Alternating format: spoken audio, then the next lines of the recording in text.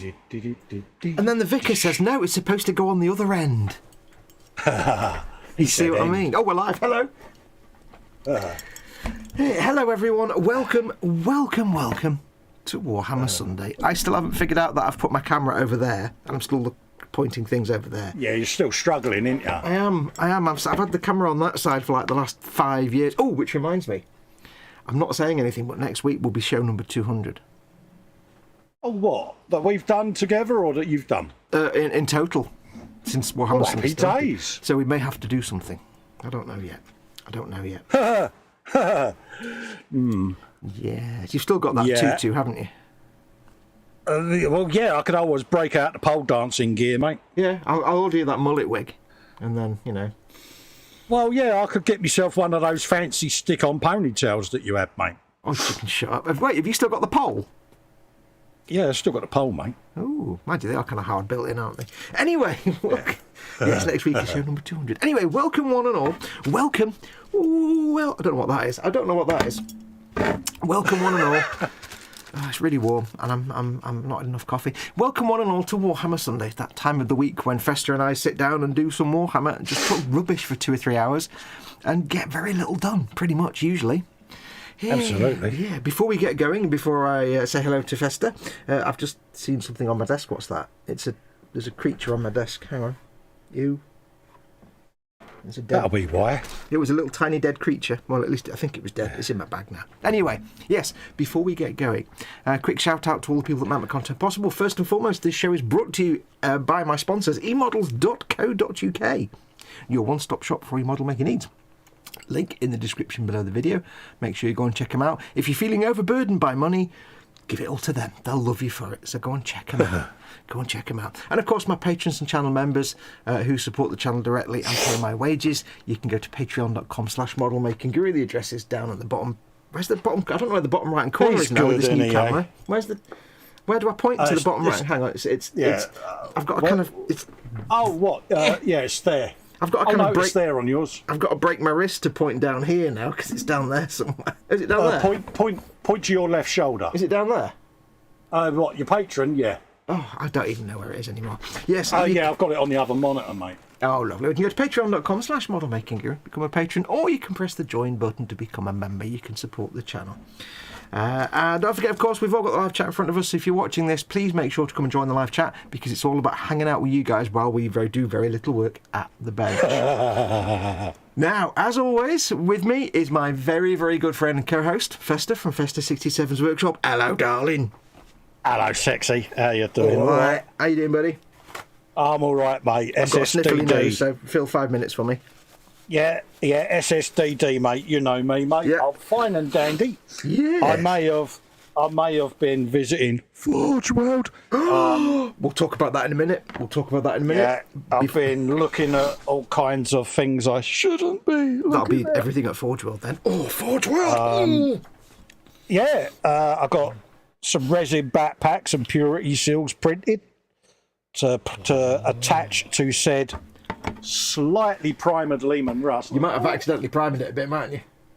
Yeah. So it's like, I can't see it. Is it stealth? I can't see it. Where is it? yeah, it is. Look, Where is it? I can't see it. I know. That looks so wrong, doesn't it? There you go. Is it a bit excitable?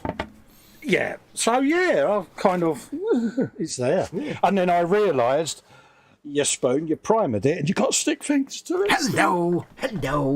Does this mean you're going to have to suffer the super glue twice in one day? Yeah, I did well earlier. You only stuck 5 things to your hand. Yeah, that's the point. Actually, good job you mentioned that. The super glue is on the bench. Oh, you got a super chat. Andy McLeish has put a super chat through, £2. He says Forge World was mentioned. Thank you very much, Andy. Yes. Now we do. There will be an animation that pops up in about 300 minutes because YouTube's on a delay. Like I said, we do have the chat in front of us. So if you want to catch our attention, I'll just turn my brightness up a bit. There you go. He gets a bit of a Pikachu going on.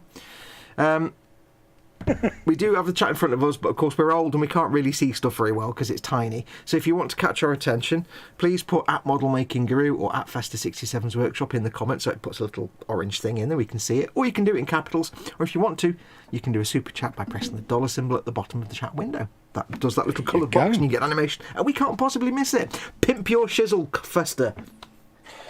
You can support my channel over on patreon.com/ForHester67's Workshop. That's FEEHEEHHEEH. Yeah, and you can join me channel by clicking the join button under any of me video content, folks. And that gives you access to the Zoom 24/7, 360 whatever days a year hangout, where you can come and meet me and other people, sit and spend the evening chillaxing, having a good old wibble about whatever.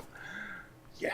Now, it's very important to mention that my patrons and members also get access to the same 24/7. But the reason Festa didn't say, come and meet me and Fox, is because I'm rubbish and I never go in there because I always forget. Yeah. I've got more chance of turning up here, rocking the dreadlocks than we have. Like that. Yeah, so I'm a bit rubbish. Links to Colin's channel and all that stuff is in the description below. So make sure you support Colin and I both together because we're both lovely. Your mum would love us, both of us. She would. My mum, Mama Fox. She loves Festa. She never met him. Oh yeah, but she always gets love and hugs. It's proper. Well, I got kisses the other night. It's proper love fest at the end of the day. Subscribing to the channels is free. Yeah, don't forget to like and subscribe and also watch the adverts. All the cool dudes and dudettes like and subscribe. Yeah. Now, before we get going, for those who haven't watched before, let's have a quick look and see who is in chat very, very quickly, as I'd suddenly change a handbrake turn. Spartan Overwatch Games and Hobbies, I think that's a new name in chat. Welcome to you, my friend.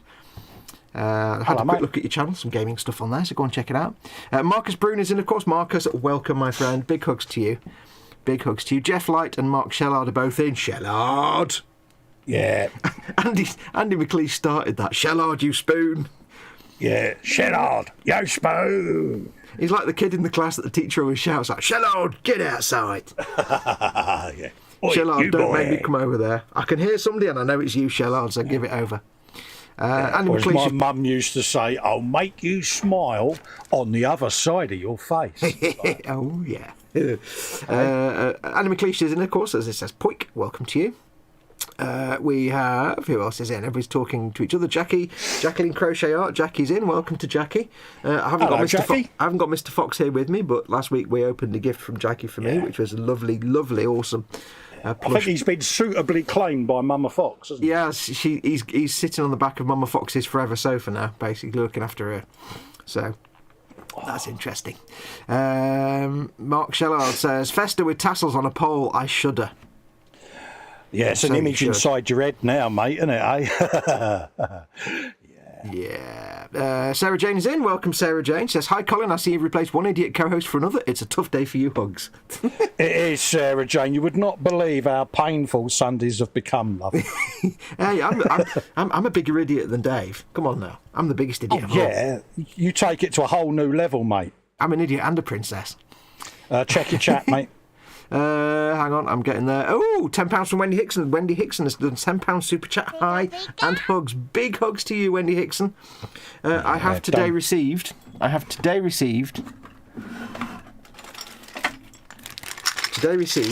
some little pots. Yeah, I've got some of them. Yep. I sent you a link, but I didn't know if you already had some. But I've got some little pots. I've already got a load, mate. Yeah. Yeah. I know, I've heard that rumour. I got myself today some little pots because both Festa and I have acquired something from our good friend Wendy, which you'll find out about when I get round to filming it. There you go. I'll do a little. Absolutely. Yes. So big hugs to you, Wendy. Thank you very much. And thank you very much for the super chat. You're very, very kind. Big hugs to you. Yeah. Thanks for Wendy, because it stops Fox complaining to me that I get more super chats than him. I don't complain. I simply remark. That's not fair. You get more super chats than I do. I don't do that voice. Model Maker Dave's Workshop's in. Hello, everyone. Hello, hey, Dave. Hello, Dave. Mine now, Dave. Here you go, Dave, just for you. Ew. There's different channels for that, please. I didn't know you had an OnlyFans account. Model Maker Dave says, hello, Colin, and hello, Princess Foxy. That's my name. Don't wear it out. There you go. And Frankie Goes to Hobbywoods in says, hi and hugs to Mama Fox, and Colin. Hey, Frankie, how are you doing, my friend? Welcome, buddy. Stop fettling. What is today's meat of Europe? Tell us. Now, yes, for anyone who hasn't watched one of these before or hasn't seen these for a while, at the moment we're going through a special project called Educating Festa. We're both building a Leman Russ. We're both building a Leman Russ. He's building a Leman Russ Weeble, it looks like. It wobbles, but it doesn't fall down. We're both building the same Leman Russ Punisher with some added bits and bobs on it, because what we're going to be doing after this week is I'm going to be showing Festa how I paint things. Not because I'm brilliant, not because I'm good. Right? I'm a rubbishy, mediocre painter. I'm not blowing my own trumpet, but Festa wants to know as many different ways to paint things as possible from all different people. So that he can incorporate all different people's techniques. So he's been watching all the YouTubes, he's been talking to other people. But the beauty of him knowing me is that I've got a YouTube channel and he can watch my stuff, or I could just teach him. So we're going to paint it the same way, and I'm going to show him how I do it, and he's going to try and copy it and then use those techniques. And again, it's not to big me up. I don't think I'm that good, but he wants to learn things. Stop it. You want to fill your brain full of useful information, don't you? And for some reason you come to me. I want to find out as much as I can from other people and forget everything. Yeah. No, seriously, no. Yeah, it's just different ways. It's like, say, bit of this, bit of that, bit of this, and you go, have you some of that? It's the same way that we'd all watch different YouTube tutorials, but he just happens to know me in real life, so we may as well just do it together rather than watch a video. I have that mantra where if you can't learn new things in the hobby, there's no point in doing the hobby. And I like to learn different things. And once I started doing the Warhammer, I've watched Duncan, I spoke to you, I've spoke with Si, different people, different techniques. Yeah. Adam over at Raging Modeler, I look at all different people's work and techniques. And that's not just with Warhammer, it's with everything, because the minute you sit there and think you know it all is the minute you need to just stop doing it, because that's the minute you need to go off and just do something else as a hobby. Because no one knows it all, let's be honest. There's a very famous quote, and it's so famous I've forgotten who said it, which is brilliant, but it's from a physicist in about late 1800s, early 1900s, like 1890 something, who said, "We are fast approaching the time in the next decade when we will know everything there is about physics and there'll be nothing more to learn." Then obviously, relativity and quantum mechanics. Absolutely. And we carried on learning. But yes, so never think. Wendy's saying, only fair you both have the same super chat. Exactly, Wendy, because you know what it'll be. It'll be, well, that's not fair. She likes you more than me. I'm not Chris or Ted. No, Ted, mate.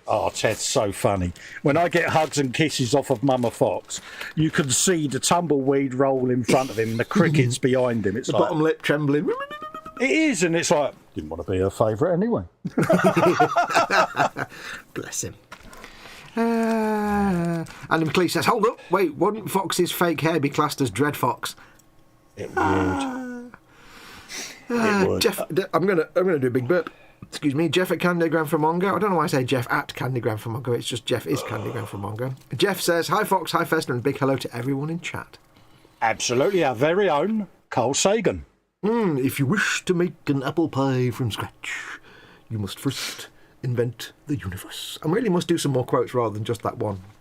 Yeah, but it's the only one I can remember on a moment's notice. Yeah, but that's a bit like us two doing another verse of Underneath the Arches. Wait, that's a Friday thing. We do it on a Sunday. That doesn't seem right. I know, it's because we're sad and we don't get out much. Frankie says, Fox, I stood up from bed in the afternoon. I know you've been struggling a bit, haven't you? So good for you. So I had no meat, just a very late breakfast for Germans. I had 2 Rosinenbrochten sweet bread roll with raisins, but no meat so far. And I got that wrong. Absolutely. It's Rosinenbrotchen. So is that red bread? No, that'd be rot, wouldn't it? Rosine and raisin. So yeah, raisin bread. 2 raisin breads. Yeah. Cool. Rosinenbrotchen. Sounds good. Right, you with your priming and your oops. Oh no. Yeah, so it's good, isn't it? So what have you got to do now? I've got like a billion doodads because I kind of squeezed out last week and. I've got some purity seals. I've got 4 of them. I've got 3 packs, and I can still, if needed, go into the Baneblade Greebles. I've got to do that because I need an aerial. So yeah. Where do purity seals go? Anywhere you want. Anywhere you want. They're basically slapped on vehicles or armour as a sign. They're like motivational things, but I think they're given as little awards.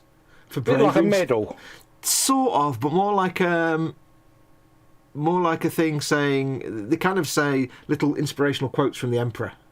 Yeah. They're designed to like just motivate the men to. See, I'm doing the proper thing as well. I'm scratching off the paint. Oh, scratchy, scratchy, scratchy. Ah. Yeah. Wendy says, "Hi Hugs, Jeff. Rehousing my scorpling tomorrow." I thought you had more than one scorpling. Purity seal is on. Can I have a rest now? You can have a good lie down now. Yeah, well, I can't. I'm stood up, mate. You can have a good stand up now. It's because I'm hardcore. I'm doing the whole stream stood up because I'm being really good. The standing desk. And your legs will give out and you'll be like, oh, I need to sit down. I know. Yes, if you don't know, Jackie's got scorpions and she's just like, I thought you had more than one scorpion, but she had a baby scorpling. And I asked her on Saturday, I think, if it glows in the dark, and she was, well, I'm not about to put my scorpions under UV light, it might not end well. I was like, yeah, true. Yeah. Yeah. Have you named the scorpion yet? Do you call it Mr. You mean Wendy? Well, who did I say? You said Jackie. Did I? Sorry, I don't know why I said Jackie. Yes, Wendy. My apologies, Wendy.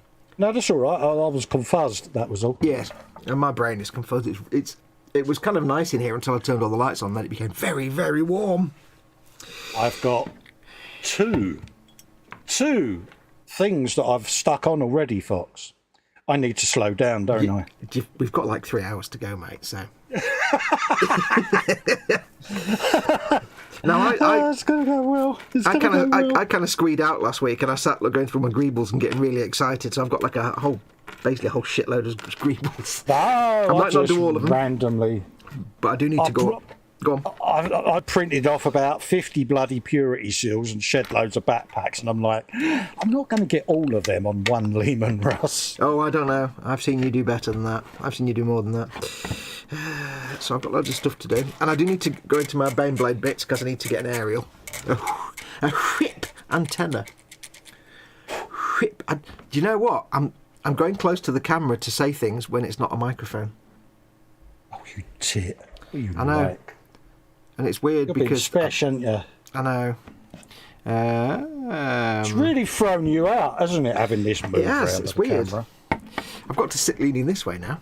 Sarah Jane says, Festa, if I say you're my favourite on the stream, will it annoy the idiot wimp Fox? No. Yes. No, not at all. Yeah, it will. Not at all. Because I'll get that conversation. What have I done to upset Sarah Jane? She doesn't like me. It's like... No, because that's been the permanent state of affairs for does. that's been the permanent state of affairs for like 2.5 years, so it's no different to Yeah, normal. but when Sarah Jane is bantering you, it's because she likes you. It's because she loves me, really. She loves you, really. She's never going to admit that publicly. No. Because, that's, sacrilege. It's like Marcy and Charlie Brown, isn't it? Yeah. It's like when Marcy turns around and says, Festa, I will slap you hard. It's like, deep down, I know she loves me, but... I meant Marcy from Peanuts, not scared. Marcy Muse, but yes. Yeah. Andy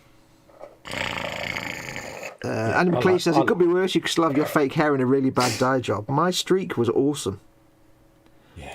I had a skunk stripe. Sarah Jane says, Colin, you're my favourite. Oh, thank you, Sarah Jane. There you go. You've achieved something good today, Festa. Good for you. I'm happy. Jackie says she didn't know that she had scorpions. Exactly, Jackie. Yeah, by the way, you might want to look under that box. Just do it carefully, eh?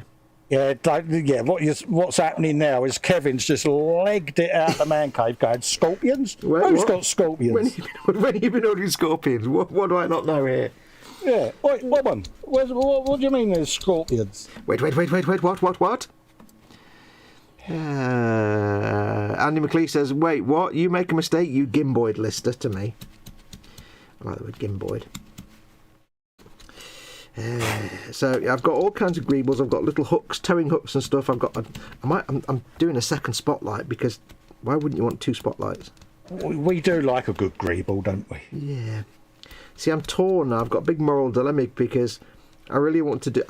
I'm cleaning it up anyway, regardless, but I really want to do a second spotlight. But the big problem with that is I'd have to paint a second spotlight. Yeah, and have you got a second spotlight? Yeah, I'm building it now. Oh, that'd So be why. the good thing is I really want to do it put it on the model, but the bad thing is I'd have to paint it, and painting spotlights is a little bit stressful.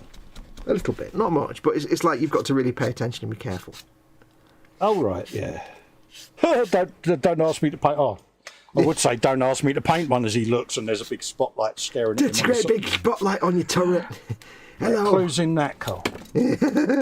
Yes. Anyway, Festa, my old friend, how are you today? Yes, how have you mate. been this week? I'm fine, dandy, suave, windswept and interesting. Suave. Oh, that's very posh. Yeah, medical stuff Friday. Oh, mate, the longest bendiest needle went in the side of my neck, which was fun. Into the side of your neck? That's not where your spine is. Well, I suppose it is.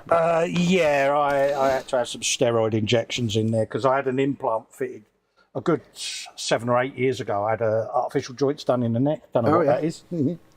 And one of them might be failing, so I had to have some steroid injections because I'm getting loss of sensation in both my hands on a regular basis. So, are they not like titanium and things like that?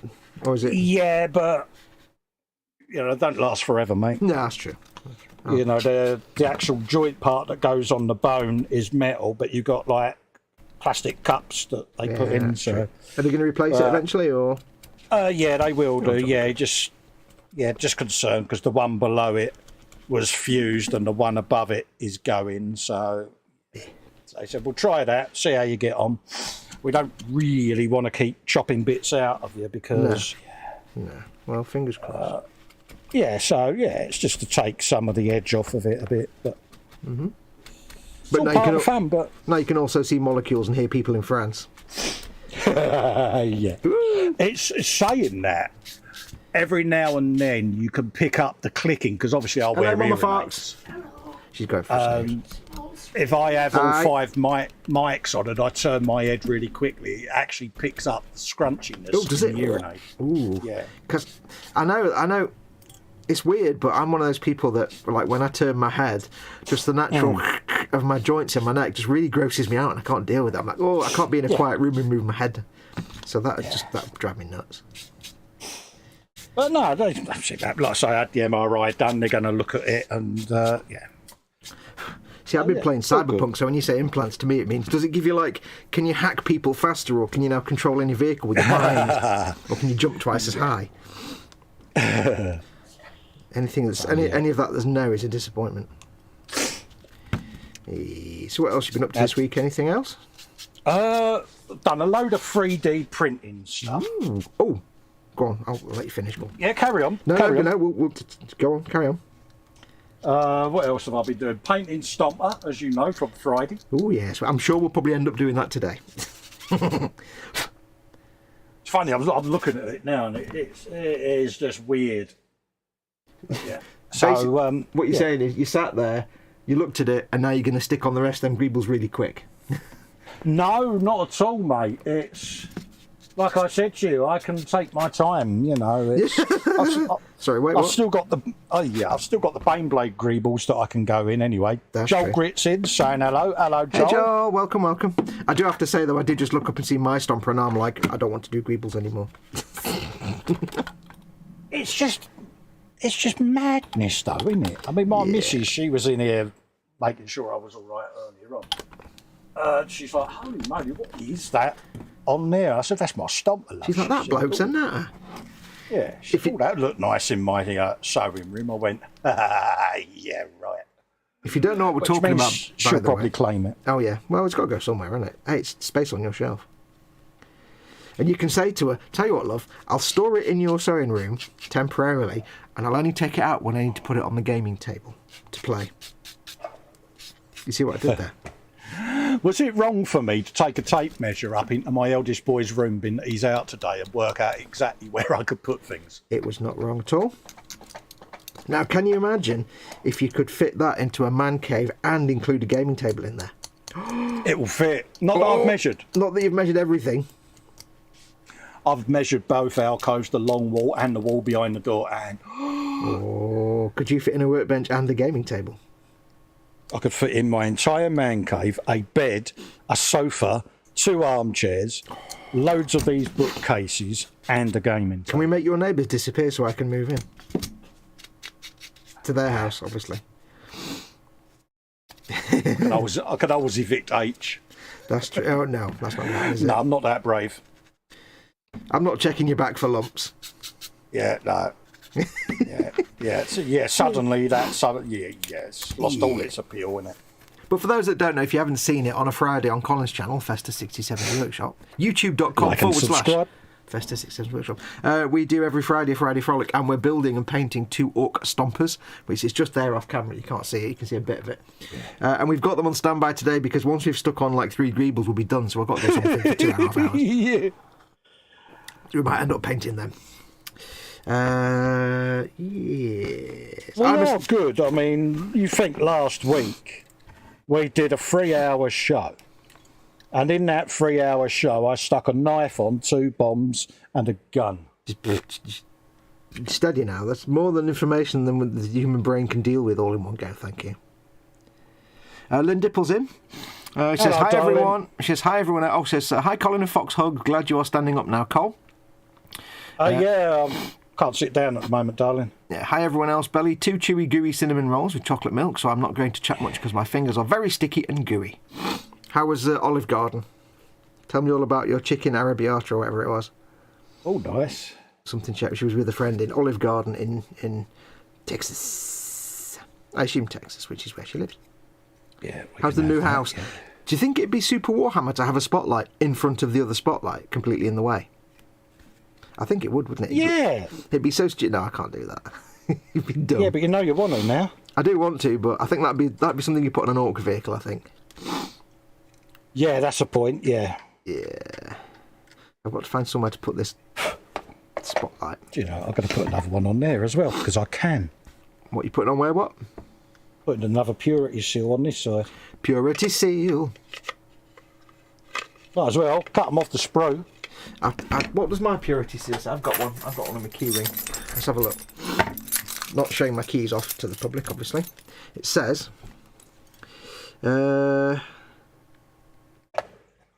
While vile mutants still draw breath, there can be no peace. While obscene heretics' hearts still beat, there can be no respite. While faithless traitors shall still live, there can be no forgiveness. Yeah. There you go. Paul D. Tomazzo's in, saying hello, everyone. Hello, Paul. Hey, Paul. How you doing, mate? Welcome. Love to you and Dawn again, mate. Aye. Hello, everybody. Right, where can I put this spotlight in the most dumbest place possible? I don't know. Do I really want to paint 2 spotlights? It's a lot of work. Decisions, mate, innit? I know. I like painting spotlights, but you have to be very neat. It's not like you can fudge it. You have to actually be neat, which is tricky. You'll find out. I'm looking forward to it, mate. I'm saying that at the moment. I probably hate every minute of it, that bloody spotlight. What do I go and glue that on for? Yeah. Now, if you want a bit of a handy heads up, by the way, yes, I suddenly realised that the colour scheme I'm thinking of will be very similar to... You know, I did a little tutorial about how to paint without an airbrush. Oh, right, yeah. And I did a little tutorial on my channel. It's in there somewhere. It's basically going to be very similar to that. I was painting a Taurox. And it's going to be basically the same sort of colour scheme, the same grey at least. So yeah, I sent you the thing, didn't I? So yeah, I've got that.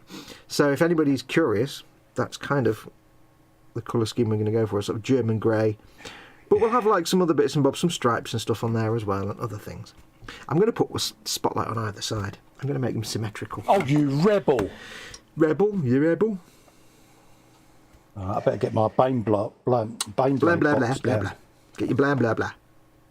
Because I might have put all of them on.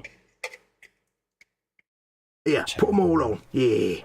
Can you see where I've glued bits on today? Did they notice? I can't even see the Leman Russ. It's stealthed away. All I can see is some floating bits of plastic. Yeah. Have you... You know when you said about slowing down? Do you remember what the important words in that sentence were? Yeah. Oh dear. It's alright, I'm getting my greeble box now. Oh dear. There we go. To the stomper.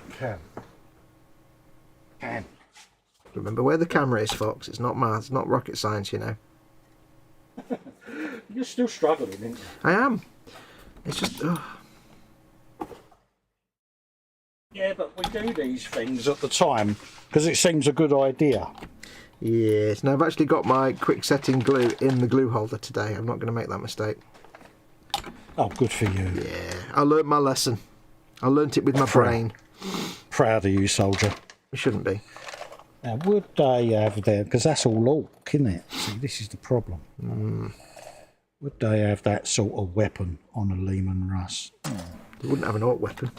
They couldn't. No. They wouldn't be able to make an orc weapon work. Remember? No, exactly.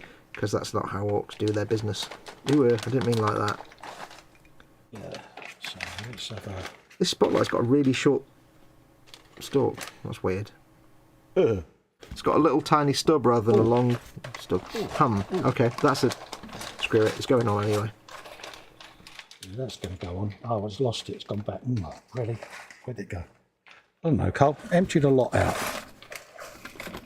Tip it all over the place. Tip it all Make a over great big the mess. place. Mess. What we got there?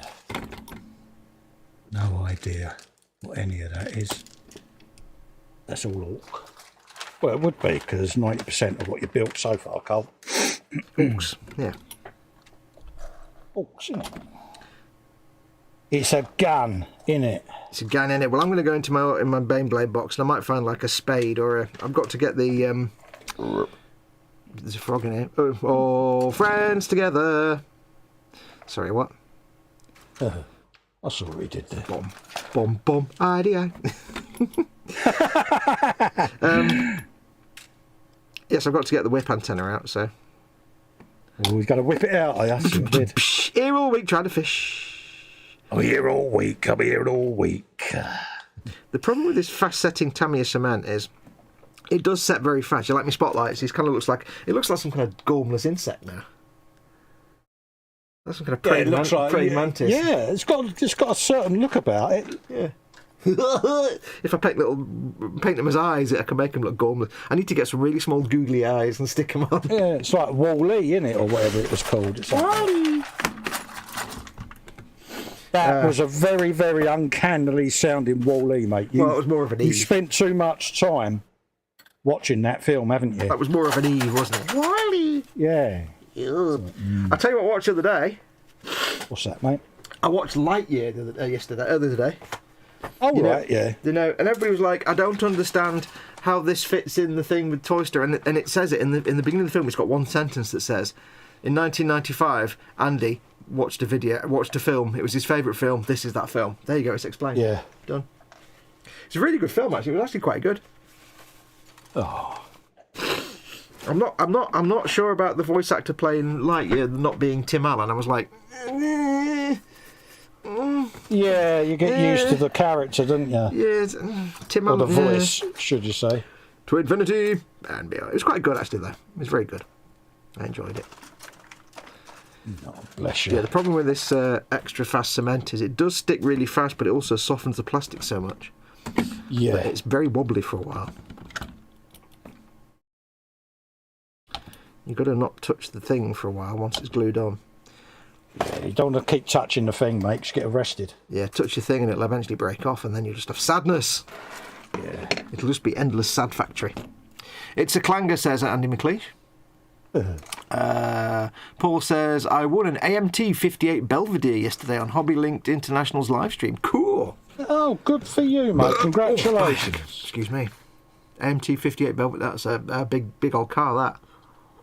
Oh, that's good news, Marcy. She said Matt is home from hospital. Oh, glad to hear that, my love. Oh, yes. For those that know Matt, ESU Warrior Model Shop, he just posted a video of him from hospital. Jolly good. Yeah, well, good. Yeah. Get well soon. Looks like Grandfather Nurgle approves of your tanks as Spartan Overwatch. Because he's got the googly eye idea going on. Don't want anything in your hand going off too quick, Fox, says Mark Shellard. Yeah. Shellard. Googly eyes always works, doesn't it? Yeah. Paul Di Tommaso says, Colin, you should find and print the different UFOs from Batteries Not Included. Yeah. That'd be good. And then you've got to do that. Who's that actor with the fat bloke with the moustache that was in it? He always played old fat blokes with a big floppy bristle moustache. Yeah, I'm trying to think of his name. He always played that kind of like, was it Wilton, not Milton Bradley, Wilton something. He's always associated with diabetes for some reason. Not quite know. Yeah, I can't think of the guy's name. Wilford Brimley. Wilford Brimley. That's it. It's a name that makes no sense at all because nobody in the world is called Wilford or has the surname Brimley, but it just sticks. Lynn Dipple says, the new house is still good, trying to arrange things. Olive Garden was great. I had chicken parmigiana, DP, and Italian donuts. Yummy. Oh, but I forgot the garlic nuts, to quote Stephen Colbert. Right, for some reason I've got like a million towing hooks. I might have found more guns. Guns. Have you now? Well, this is a silly fun project, so it doesn't matter if they're orc guns. It's not really. No, I think they might be Baneblade guns. Oh, like stubbers and stuff. Them. Yeah, they're Leman Russ guns. Are they? They're the alternative guns for your front turret or for there your you go. side sponsons. So technically, all the guns in the world. Yeah, if they've got that little wedge on the back, it's because they go into your sponsons and your front bit. Yeah. You stick them in your front bit. Would that bomb there be too big? I think that'll be absolutely adequate. There is an Imperial vehicle that's like something that big with a missile about 14 feet long on it. So,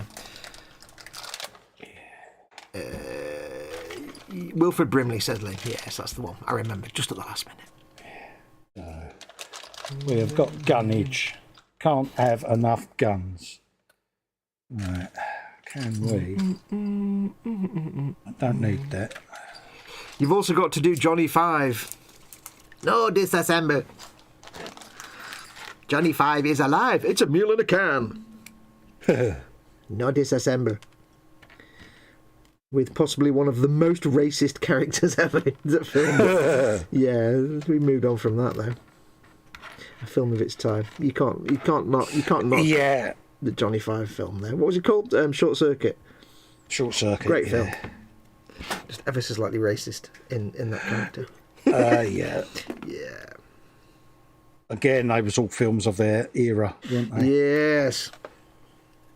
We're going to have the most Indian character you can imagine, and we're going to get a white guy to play him. You wouldn't do that nowadays. No. No. Shouldn't do it then. Good film, though. Good films.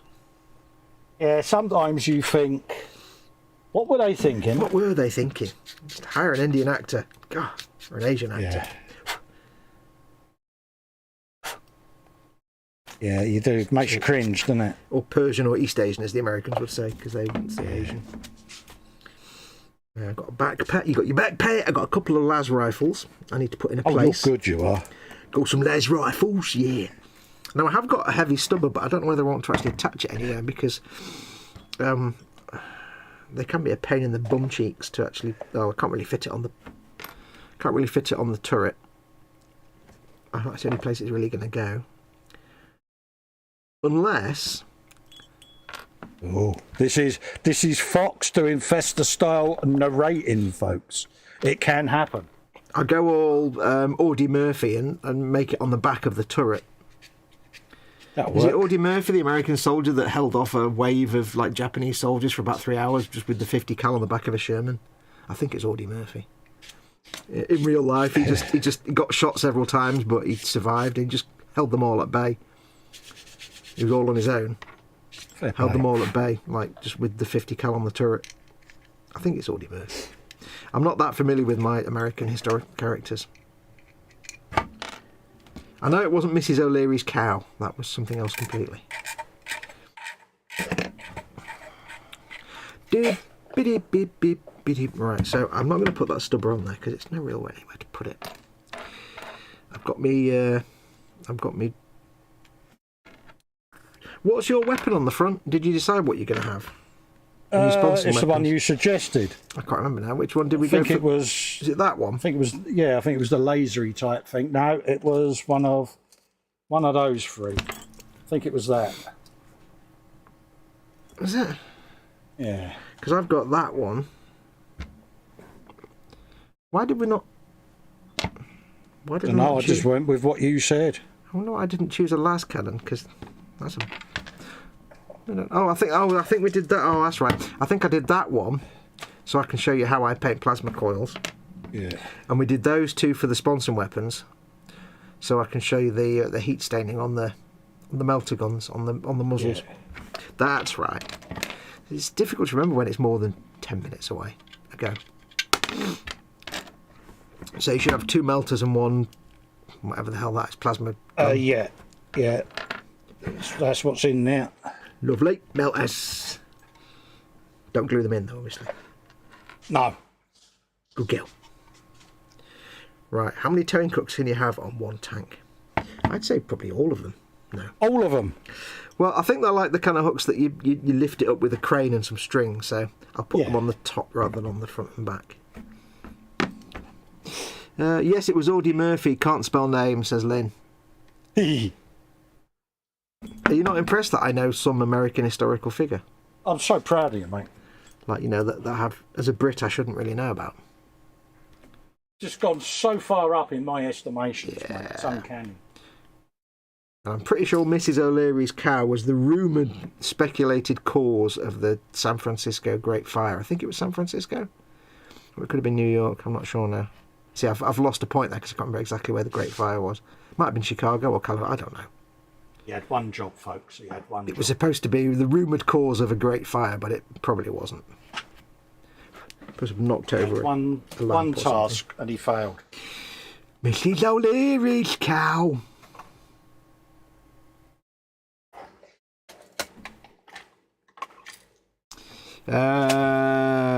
Sarah Jane mentioned about a crash in NASCAR. Oh, right. Hopefully everyone's all right. And she says, Muse, all okay. Rider in British Superbikes taken to hospital, but NASCAR all okay. I think there's only one car undamaged at the moment with 25 laps to go. It's at Daytona. Oh, right. Oh, bless.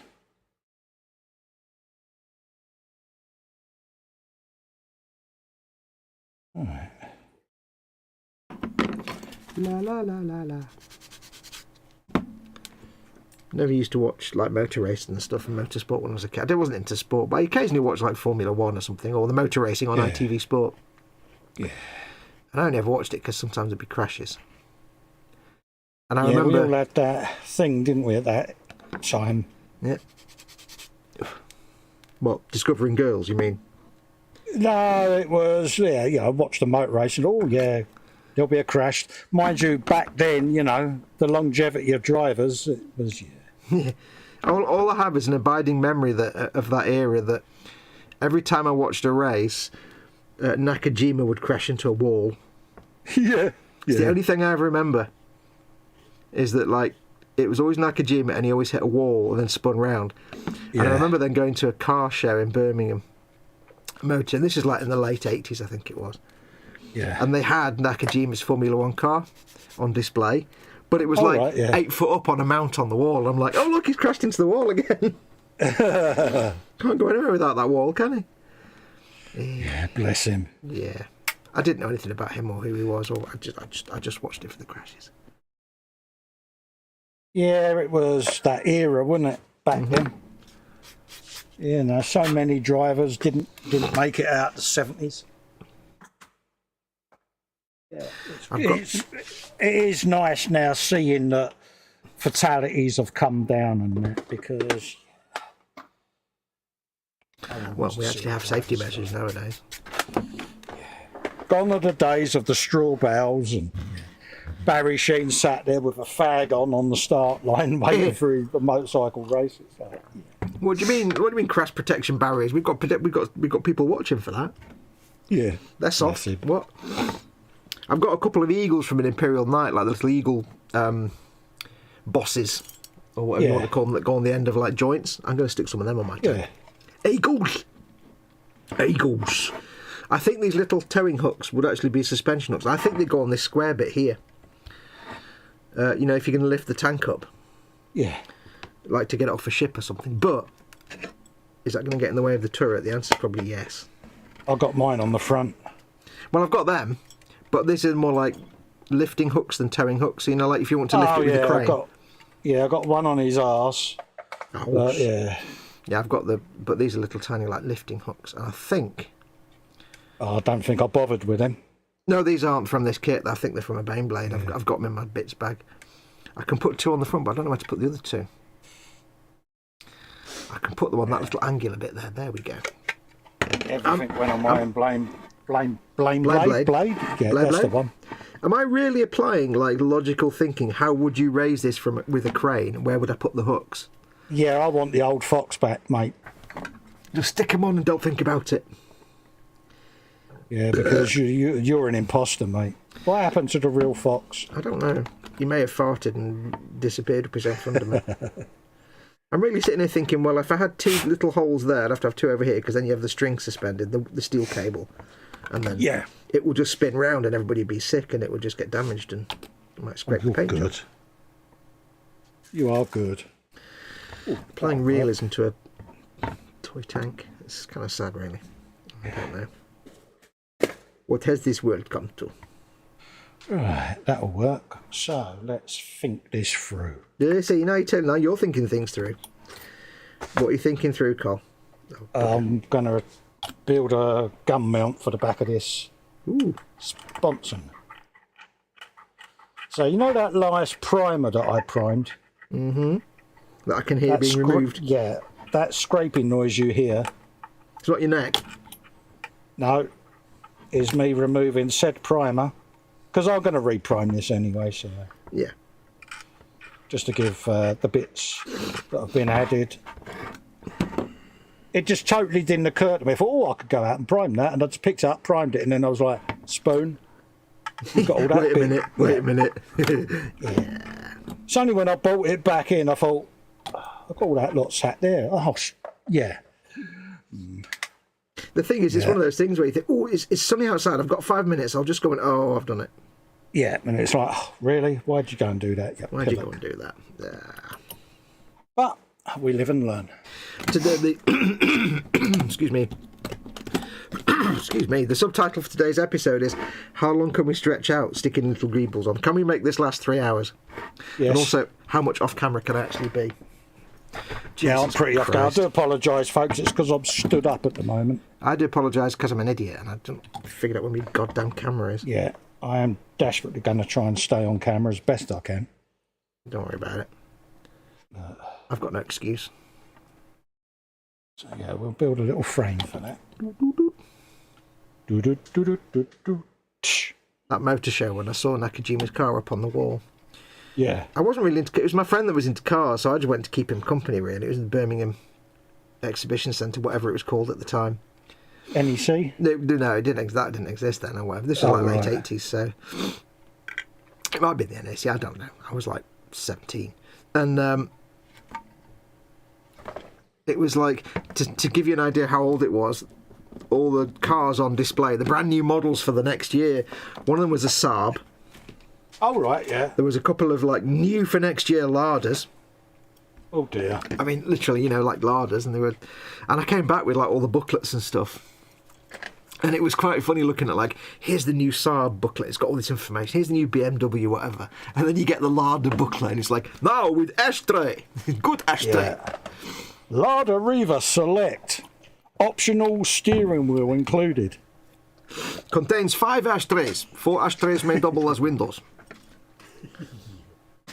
If you want to go faster, instead of 5-speed gearbox, fold the wing mirrors back. Yeah. Special offer for $19.89. Each Lada sold comes with free cow. May include rivets. The cow, not the Lada. Yeah. So I put 4 little lifting hooks. I'll put 2 more on, actually. And I've realised I've left the seam line on all of them, so I'll have to clean them later. No.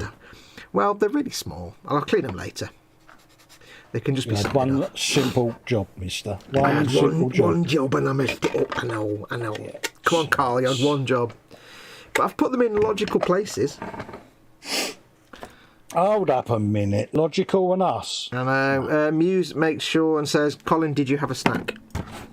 Yes, I did, darling. Did you have a nice beverage and a snack earlier? He did, didn't you? He had a bit of a break. Yeah, and I've got a nice cup of tea there, and I've got all my drinks. So yeah, What was your snack, dude?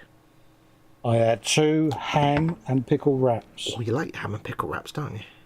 I do, mate, because it's quick, it's easy, and it gets food in me. Well, I made. I went to the shop the other day and I came back, and I always make Mama Fox something for lunch. And for months and months, she's had a banana sandwich for lunch because I know she likes bananas, and it's whatever I can get in her that she's happy to eat. Because I have a struggle sometimes getting her to eat more than like a grain of rice or something. But Yeah. so, but yesterday I said, right, if you're good today, you can have a special lunch. And she's been into pork pies for the last week or so, like 2 or 3 little tiny pork pies cut in half, and then a big dod of HP sauce because she loves pork pies. So I've been feeding her with that, and she's happy because if I got to the point where I was making her like a banana sandwich, she was eating half of it. Yeah. So yesterday I said I've got a special lunch for her, and I made her I got the oven on and gave her like 3 nice toasty sausage rolls and a big dod of brown sauce. She's like, oh, so she was dead happy. Oh, bless her. But the thing is, right, since she's been having the pork pies and the sausage rolls now, I have to report I may be turning to the brown side. Oh, good man. I may have developed to like, because like I'll blob out the brown sauce for her from the glass bottle. Glass bottle. Yeah. Glass bottle.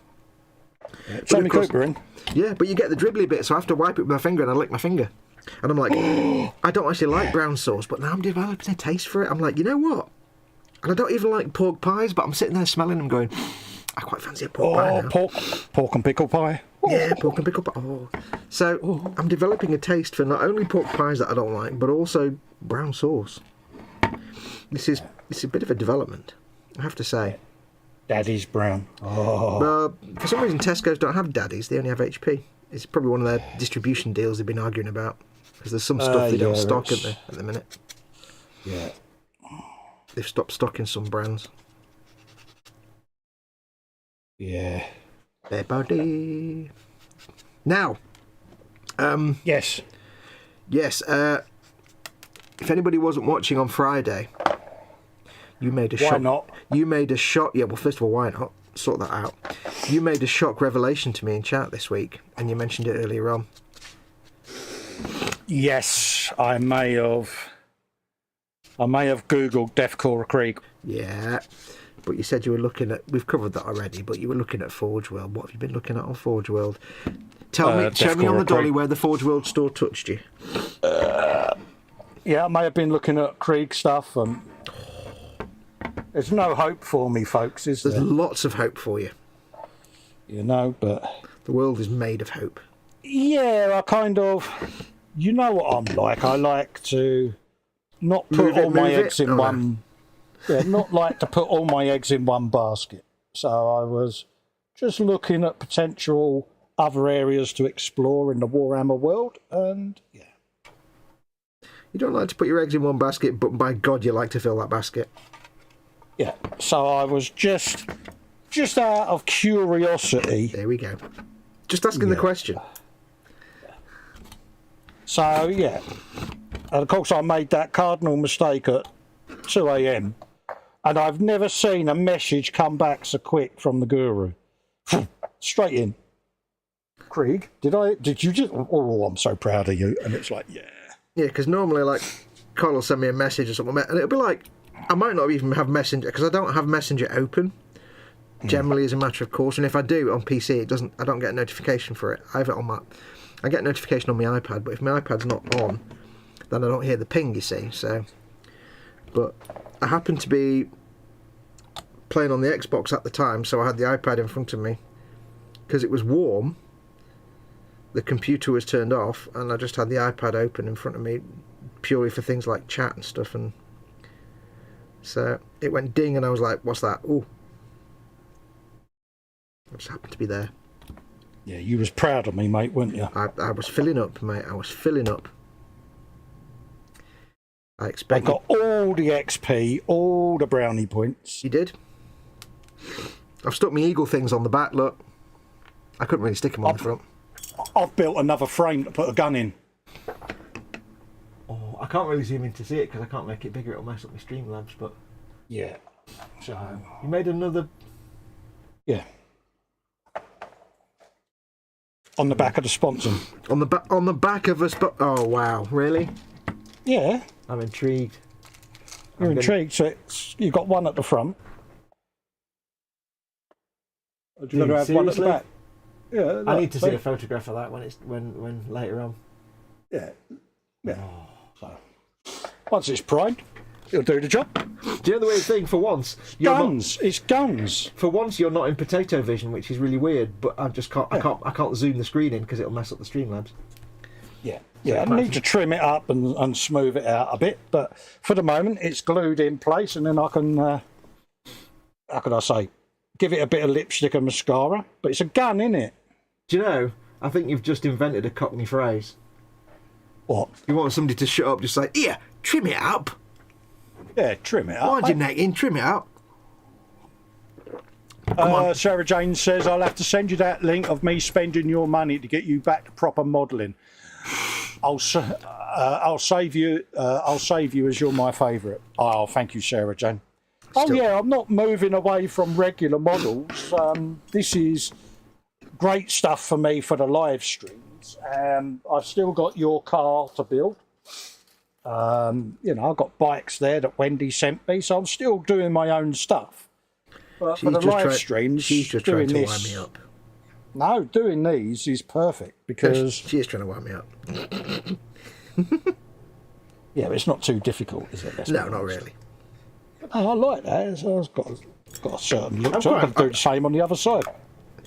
Tell you what, take a photograph and send it to me. Text it to me, and I'll have a look. Because I can't. Yeah, for once you're clear as crystal on the picture, but I can't zoom it. I can't make it. I can put you full screen. What am I on about? So I took a photo now. Well, I'll put it full screen so the people can see. You can show the viewers. Yeah. Yeah. It's got to be. It's got to have a bit of lipstick and mascara. Lipstick and mascara. Put it But on your you'll face. get the gist of what I'm doing. Yeah, but I'll put you full screen so you can show the lovely viewers. Oh, with anyway. you? Yeah, there you go. See, look, that's the one at the front. And that's going to be the one at the Now back. I can see it. Now I can see it. How did you even? Yeah. Oh, that's awesome. Got to be neatened up a bit, but hey, you know, That's just. made it out of that. I bow down to your shenanigan skills. Oh, don't be daft. I do. The most I've done is just stick something on that was. The most I've done is make that stowage bin at the back. It's not that impressive. But it's. I like my little handle I did last week. That I shaved I've off heard the about back. you and your little handle. Thank you very much.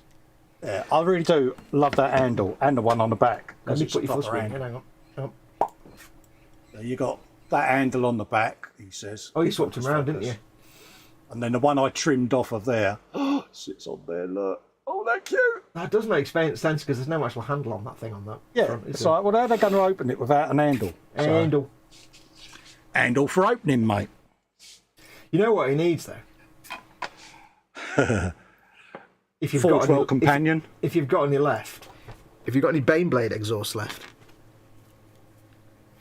I think I have. Oh, because you always need it. Needs like some snorkels for underwater, for deep water traversing, doesn't it? Why do I always have the best ideas on your builds and not on mine? That's right, you can do it on yours. Yeah, no, but when I'm doing stuff, I never come up with these ideas on my own projects. It's only when you're doing stuff I come up with this. Yeah, I think- know, but you just know I'm stupid enough to glue it on. That's why. You've got the childlike wonder to just go ahead and do it, or I sit there going, well, yes, but well. This is the key. Don't think about it. Just glue it on. If anyone's ever watched my Concord build, they'll hear me say, right, I'm going to cut the front off this. Now, don't think about it, folks. Just get the saw out and cut it off. I'm going to stick this. Because if you think about it, you're not going to do it. No, I'm going to put this little skull with wings and a little scroll work on the front. On there, you see. Oh, that looks And like I don't need to Bane's write anything on the goodies. scroll work because it's going to be covered in mud. Well, I can try. Okay.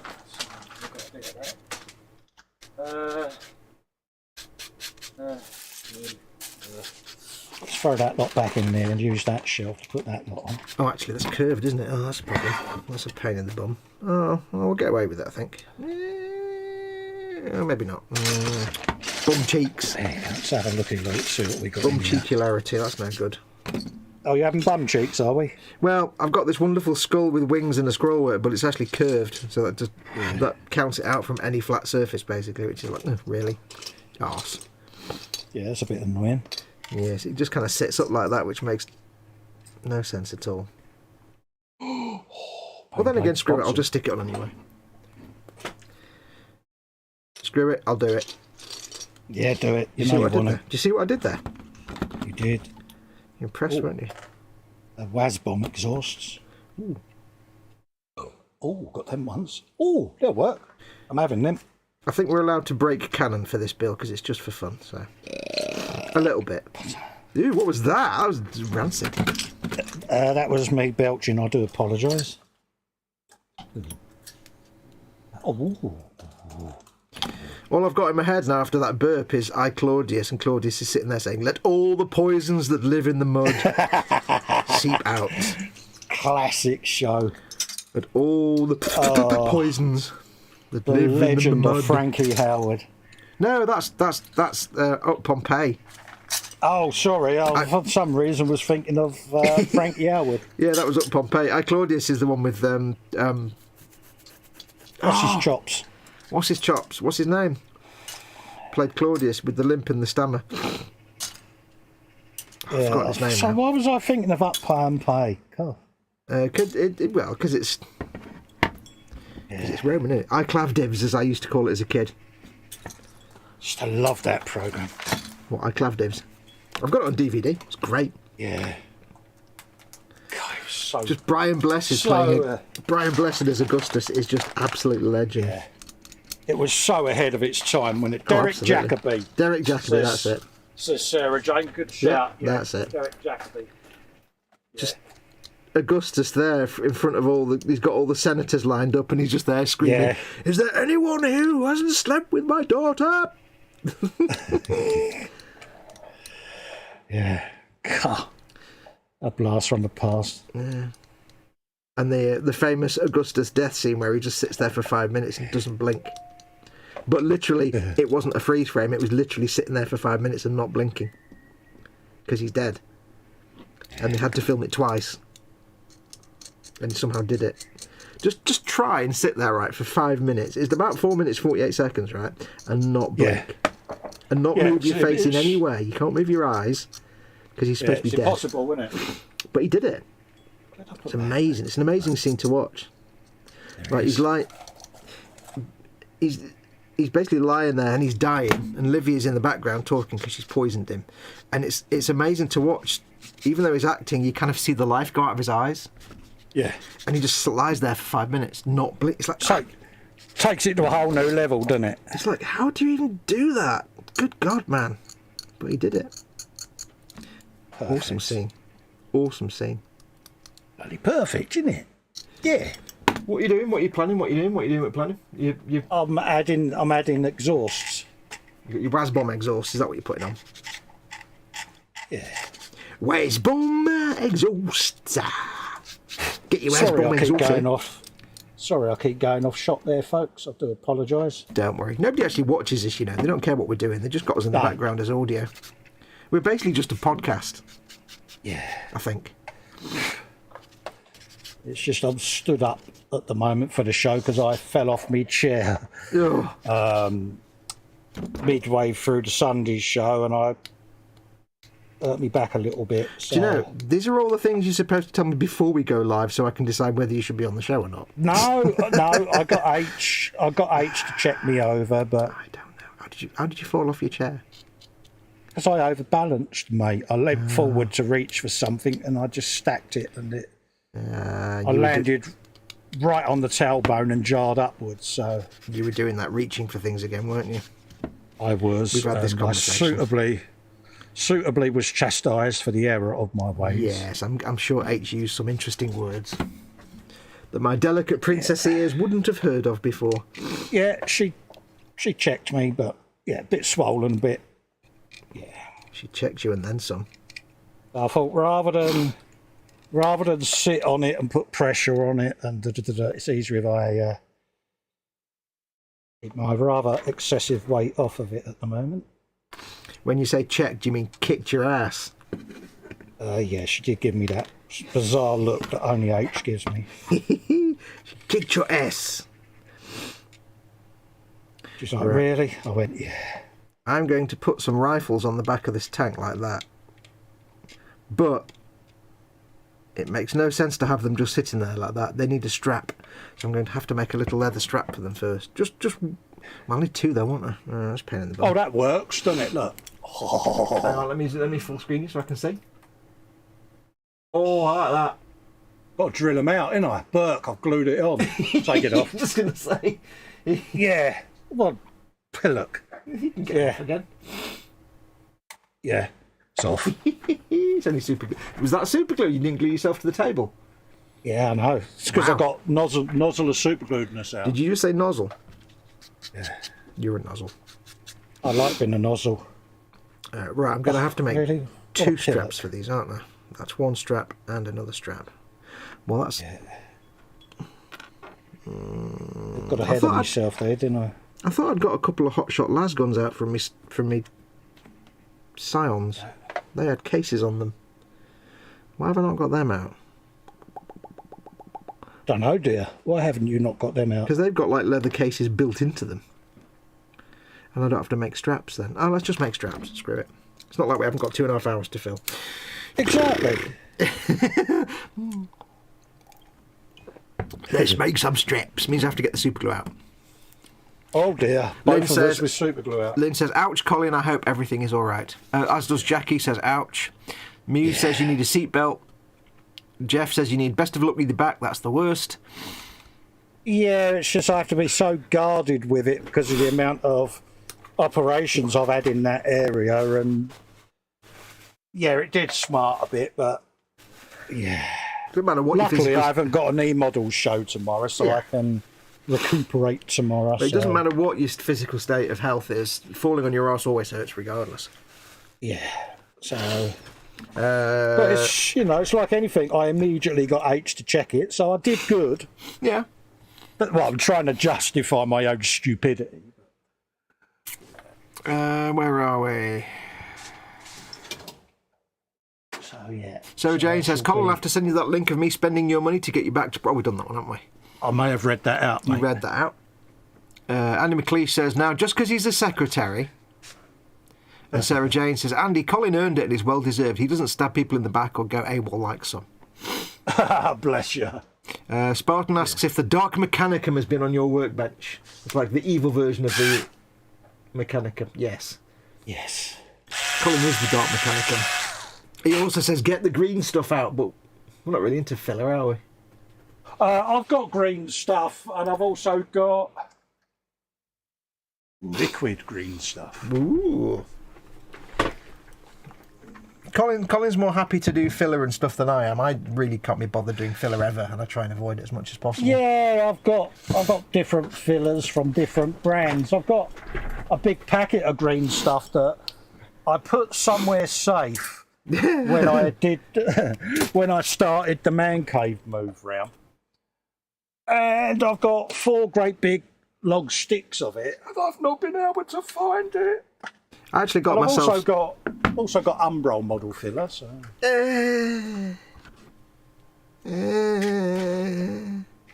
but it's got its uses. Don't you go to me, mister. The H word. Ugh, on one of my live streams. Ugh. Yeah, I've got Because some... it didn't work for you once, it doesn't mean to say all products are bad. They're all products are bad. What was I going to say? Yeah, I've got some actual Games Workshop green stuff because I got a lot of Forge World things. Yes. And while I was getting that, I got some green stuff as well. I've also got Milliput as well, which is obviously much I've better. run out of Milliput, so I'm out of that, so I need to get some more. But the thing with me is, I buy a case of Milliput, and then about 4 years later, I realise I've never used it and it's gone off. I've been through about 3 packs of Milliput and hardly used them because I am basically very lazy. And if I Really? can, and instead of using filler, if I can hide gaps with like plastic card, or make little plastic card things with rivets and things like that, just to hide gaps, because I'd much rather do that. Sometimes you've got to do filler. Yep. Or if it's a small enough gap, I'll do the thing where you squeeze it together and get the glue to bubble out, and then you can file it flat, and the gap's filled by its own plastic. Squish it. Yeah. Yep. If I can avoid completely using fillers, then you know what I mean. Yeah, a lot of it you can get away with, can't you? You know, but Yeah. I normally get everything glued on, and then I go around and apply said lipstick and mascara all in one hit. Yeah. The thing with me is, and I've said it before on my streams, but some people don't know, but I am a painter, not a builder. So I don't really enjoy the building process. I don't invest a lot of time in it normally. I'm a painter, but in the past year or so, I have learned the joy of making little things out of plastic card to do bits and bobs, little tiny things, but I'm still not a builder. I'm a painter.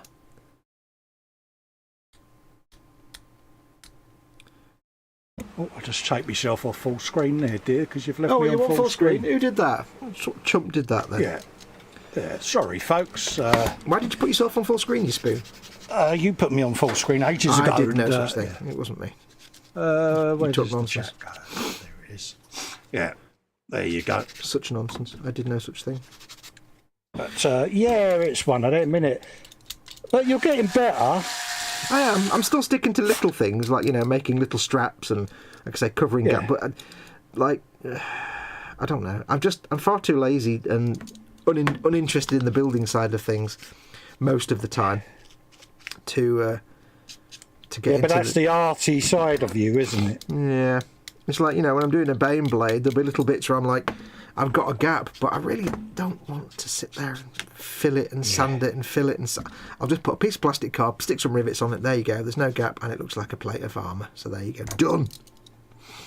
Yeah, but dare I say it, things do have gaps in them at the end of the day. It's just how it is. And you'd be surprised how often you can actually get away with just using the actual glue that gluing the thing together to fill the gap. Or at very most, I might use sprue glue. Because at least that's just filling it with polystyrene. So yeah, exactly. You don't have to fuss making filler and stuff. And I apologise that I've got the sniffly nose today, which is kind of annoying. Right, let's make some leather straps. Oh, Fox is flipping out the leather. Oh, okay, I need to clean this. I've got to do the same for a backpack, so let me clean this backpack first as well. By leather, I mean plastic card. It's like being at the dentist, isn't it? Sorry, mate, I keep meaning to mute me. No, it's not that bad. No, you've just reminded me that I bought exactly the same drill on your recommendation. I've still not used it ever. I got it for me Squiggoth, me Gargantuan Squiggoth, and I've not made that yet. Oh yeah, it's come to use in that. I must get round to doing some more work on that. Well, I've got to figure out magnetising the head to the torso at some point. I've got to actually do that. I've got a whole stash of Forge World stuff that I really want to build. Yeah. So I need to get my Age of Horus Heresy Horse Hearsay thing done. I've got a Baneblade in the works that I need to get painted up, and then I can do some Forgy Worldy stuff. Yeah, I'm looking forward to doing the rest of the grot tanks because they'll go with that Orc Stomper. Mm-hmm. So I'll probably dig them out and start building them when the Stomper's getting near completion. Yeah. Well, the thing with me is like I don't really like working in resin because you have to do so much cleanup and fixing. But when it comes to Orc stuff, it's made of junk anyway, so it doesn't the requirement to make it all nice and clean and neat and tidy isn't really there as much. So you can get away. That tank surprised me, Fox, because it pretty much fell together, mate. Yeah. I was really impressed with it. Well, it's like building the Macarius Vanquisher. There was a very little bit of reshaping to do for the cannon because they were a bit bent. That's fine, I can do that. But like the track units didn't quite fit on the hull very well. And I had to fettle around with it, and it was a bit stressful making sure it didn't wobble on the table surface while you're using super glue, which sets in 10 seconds. But with the Orc Kill Buster Blaster tank, whatever it is, I won't have that problem because it's Orc. It doesn't matter if things don't quite fit because you just stick. If I've got a big gap, I just make a piece of plastic card sheet metal and stick that over it. Yeah. So that's the beauty of Orc, isn't it? That's the beauty of Orc. When you get your rivet thing, I'll have to get you to send me a whole mess of hex. Oh yeah, rivets. I'll do you a load of nut and bolts, mate. Yeah, and I'll do you a load of roundy rivets. Yeah. And don't forget, folks, if you've got one of them. Hang on. Let me full screen it. Is Well, that an airbrush cleaning thing? Yeah, I think we've all got one of these. Yeah, I've got one of them. Yeah. A reaming tool, I think it's called, or something. Mate, I inadvertently found this is a godsend. It's a spike in the centre of your exhausts. Give it a twist. Oh, yeah. It makes you a nice pilot hole ready for your drill bit in the middle. Oh, I never thought about that. I've tried it with other There things. you go.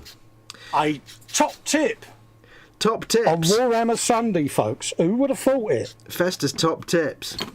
Yeah, I'll take myself off full screen because the host is useless. I'm doing stuff. Shut up. I'm too busy being pretty over here. Somebody's got to be pretty on this stream. No doubt a lot of you have probably done it that way anyway, but for those that haven't, That's a jolly good idea, young lady. because none of us use these things on our airbrushes because Actually, I that do. beautifully machined nozzle and needle, with the minute you put one of these reamers in, yeah, you could say goodbye to that. Actually, I hate to say, but I do. I give my... Never use it.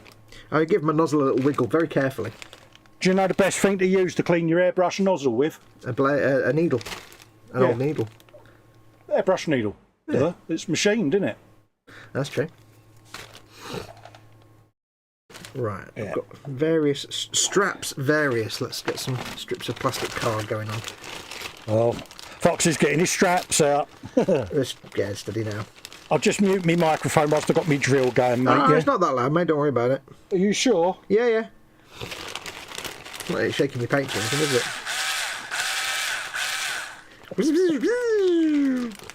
Anybody in the audience who doesn't like dentists? Tough. Oh, you sod. Yeah.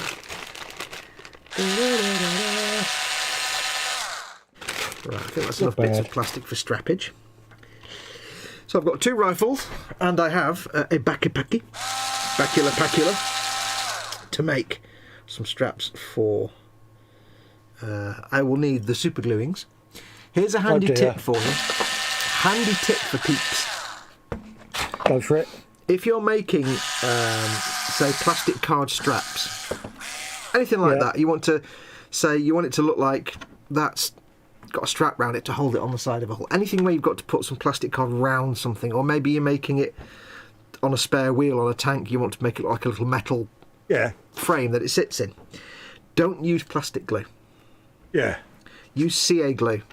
Because what you do is, pretend this was a spare wheel and I wanted to put a strap round it, you do a touch of CA glue and stick it there, give it a minute. Yeah. Then you can wrap it round and do little spots of CA glue and do it bit by bit. Don't do it all in one go, but do a little bit there and then a little bit there. And that way, because if you do it with plastic glue, you glue that on, the moment you start bending this, it's going to ping off. So use CA glue and just these little touches. And when it's done fully, if you want to, you can go in with some thin plastic glue and finish it off, or you can just do a bit more thin CA glue. But do it bit by bit, step by step as you bend it round. Yeah. You can't bend it all in one go because you'll just end up, either it'll ping off or you'll end up with a curve. Yeah. So I can't really Jeff's show you. asking, what did I just use? It's the reamer that comes with the airbrush cleaning kits, mate. Cheap, the brushes you get and these reamers. We never use them on the airbrushes because it'll destroy your airbrush. I don't anymore. And then I literally just find the centre of the gun, give it a press and a couple of turns. Steady now. You a girl like that Make once. a pilot hole. You got a pilot hole ready for your drill bit, mate. And you're a girl like that once. Give it a press and a couple of turns. Steady, Neris. Yeah. I just cut a piece of plastic card in half and I can't figure out which the other half was now. Oh, what you like? I think it was that one, but I'm not sure. Oh well, we'll find out when they don't all match. Yes, and when you do attach the plastic card, attach it to the back side of the thing. Because I'm going to put some straps around these rifles, and then once they're cured on, I'm going to glue that to the side of the tank. So it looks like they're just held in place with something. It's not just floating in midair. Oh, I'm so proud of you, mate. Are you proud? I'm proud of you, soldier. I'm proud of you. Oh, yeah. Brave. Unfortunately, it does mean using CA glue, which is always a challenge. So we have the CA glue, ja, das ist richtig. We have, where's my special all-purpose CA glue platform? There you go, dot of that. Just get some tissue to clean the tip. Clean your tip now, lads, come on. Always Yeah, have a get your tips cleaned here. £3 for a always pound. make sure you've got a clean tip. I also have some very, very thin CA glue, which is always handy, and I have some kicker. But I'm not going to spray it on because it's a pain in the bum. Yeah, I don't have any of the kicker. I've got the extra sort of thin super glue, but I don't have the kicker. Well, the problem with the kicker is if it's in a spray thing, it goes and just covers half your room. So I just get the tube on the end and just touch that to it because it's got a drop of the kicker on it. Yeah. I also bought Jeff about Wright 3 says, litres of thanks, this. Cole. That's a brilliant idea. Yeah, it's just something I discovered purely by accident, mate. It's a very good idea. I was cleaning my airbrushes one night and I can't think what I had to drill out. And I just stuck that in the end and thought, oh, that's handy. I'll keep that because I used to use my awl. But it's a bit chunky. Give it your all. It's a You see bit, what I did there? yeah, it's a bit too chunky at times for the Warhammer stuff. So That's what all the if you've got girls one say of to them Festa. lying around, folks, give it a try, mate. We've all got guns like this in our greebles box. Give it a go. Right, so I've stuck the strip on the back there. Give it a touch of kicker. I just put a little tiny bit of the CA glue on the back of that plastic strip. Give that a second. Good. I do my best. I do what I can, you know. I do what I can. That's on there. You want to do it on the back because then you don't have a gap in the middle. So I'll give that a second. And you want, if you're doing like a strap or something, if it's a metal like thing that holds something in place, it doesn't matter if there's gaps. But if it's a strap, you really want it. If you're going to strap something on the side of your tank, you're going to make it tight. So I'm going to really make this fit flush. The downside is when the plastic card snaps and then it goes a bit wrong. So what we'll do, we're going to take a little touch of the CA glue. I don't know if anybody can see this. It's probably far too small. I could zoom in, I suppose, but it'll look terrible. Yeah, pretty sure. Yeah, I'll bung your full screen, mate. Okay. I could zoom in a bit, I guess, but it will look terrible. Yeah, there you go, mate. You're doing demonstratory teachy stuff. I'll probably go off target again. Right, so there you go. There's the thing on the back. I want it to fit flush, so it's going to go around there. So what I'll do is I'll get my little bit of it's going to stick around about there. See, this is why he's a guru, folks. Look Not at this. really. This is proper Tony Art stuff. This is the stuff I don't know. This is stuff I'm not very good at. And unfortunately, I can't press it down very easily because it's right at the wrong place. So I'll stick it down with that. Pressed. I wouldn't be. I've just stuck the glued end to my finger. They grow up so quick. Have you just done a Festa? No, it didn't stick. Actually, I'm afraid. Oh. Joy denied. Oh. So there you go. That's on there. So again, I'll just touch the kicker. It is a spray bottle, but like I say, it's like one of them little like perfume spray things. It sprays it out everywhere, and if I'm doing a little thing like this, it's just going to coat the whole desk. It's a waste of it. I did actually buy a refill. You can get refills of this stuff. It's like about 1.5 litres. It lasts me for years. Yeah. So that's there. Now what we want to do here is we want to stretch it round to the other side, and it'll join up there. Now you don't need to worry about how long it is. Don't even think about things like that. Steady now. Because what we'll do, we'll pre-bend it. You've got to try and be careful not to snap anything. It's not going to look marvellously pretty on the back, but it doesn't really matter because this is the side that's going to get glued to the model. So you don't have to worry about big dots of glue or anything like that. So there we go. We're going to stick that. I need some tweezers really. We're going to stick that down there. I hope I'm on camera. Andy says he's not a guru, he's a GNU or a gru. I'm a GNU. How do you do? Mark Shellard says, and here's one we made earlier. I'm going to put that there. I'm going to squeeze it down with the tweezers. Look at that. Oh, I'm so proud of you, you know. I wouldn't be. I'm not finished yet because it didn't stick. Oh. Yeah, what you need to do is put super glue all over your thumb and index finger. Hey, ping. I need more super glue. Yeah, go on. Put loads on. Oh, more than that. You want all the super glue. Not too much. Thing is, like, I know if you were doing this, you'd have been walking away with the bench stuck to your face by now. Oh, mate, that gun would have been stuck to my hand for 3 months, mate. I think in reality what you'd actually do is about a week from now you'd find it on your foot. Yeah. I did that earlier for something for the Sherman that I dropped. It was right between my big toe. It's like, yeah, found it, Dave. I don't know how all these bits go near your feet. They always seem to stick between your toes. Well, I have my feet, because I've got a snap-on tool chest. under my bench, Oh, yeah. and I have the drawers open so that I can lift my feet up and put the feet on the drawers. Colin always has his drawers open, don't you, Cole? Yeah, I've always got my drawers open, mate. So, of course, when I drop something, if I haven't pulled the top drawer open, it falls straight onto my feet because I've got size 13 feet, mate. So, you know, the snowballs at the end of the day. Right. So proud of you. Look at that. I haven't finished yet. Excuse me. So, there we go. We made the strap. Need to cut off the excess, which you can do very carefully. This is the back, remember, so it doesn't really matter. So I can bend that back a little so bit. Proud. Bend that back a little bit and just cut it there. Well done, I am. Now, I haven't finished yet because this bit that we cut off. Watch this. I don't know if you'll see this. It was even on camera, and it's also white, which doesn't help. So I've just put my tank. I'm gripping the bench because I don't want to fall over. I don't even know where I am on camera. It's here. Okay, this is the little white bit I've got left. Yeah, your hand needs to be up where your dish is so that we can see what you're doing, mate. Okay, that there. Yeah. So I've got this little bit left. Yeah. What I'm going to do, first thing we're Why going to do did I is... just try to move your webcam? I could do, but then I have to refocus it and everything. It'd be No, I for some reason I moved my webcam you just thinking it tried was to do it. yours. Yeah. There you go. Now That is what I'm gonna perfect. do- That's right in the centre of the shot now. I'm going to cut that bit. This is the bit I just cut off there. I'm going to cut that bit so it's all 90 degrees. I'm going to cut... This isn't the best way to do this. This is a really lazy way to do it. I'm going to cut a perfect square off this little bit of spare. I know you can't really see it.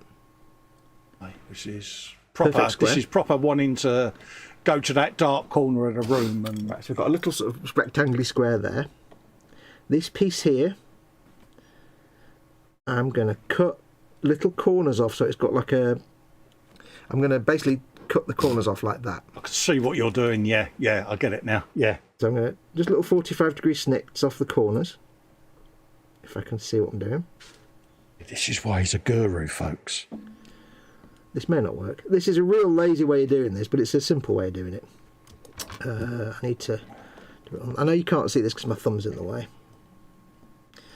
So I've basically got like a little, almost a rounded end to that now. This is where it gets interesting. You want to see a doctor about that? So what I'm going to do is I'm going to basically, this little piece here, if you can see it, I don't know if you can. Yeah. Unfortunately it's white on a grey thing. I'm going to get my fingernail halfway along and I'm going to bend the end up, if you pardon the expression. Got a bendy end. About 45 degrees. It's good, isn't he? So now, it's not actually working properly. Let me get my fingernail halfway up, bend the end. So now it's like that shape. Yeah. And what we can do now is get our Tamiya extra thin. This is where the fun starts. This doesn't always work.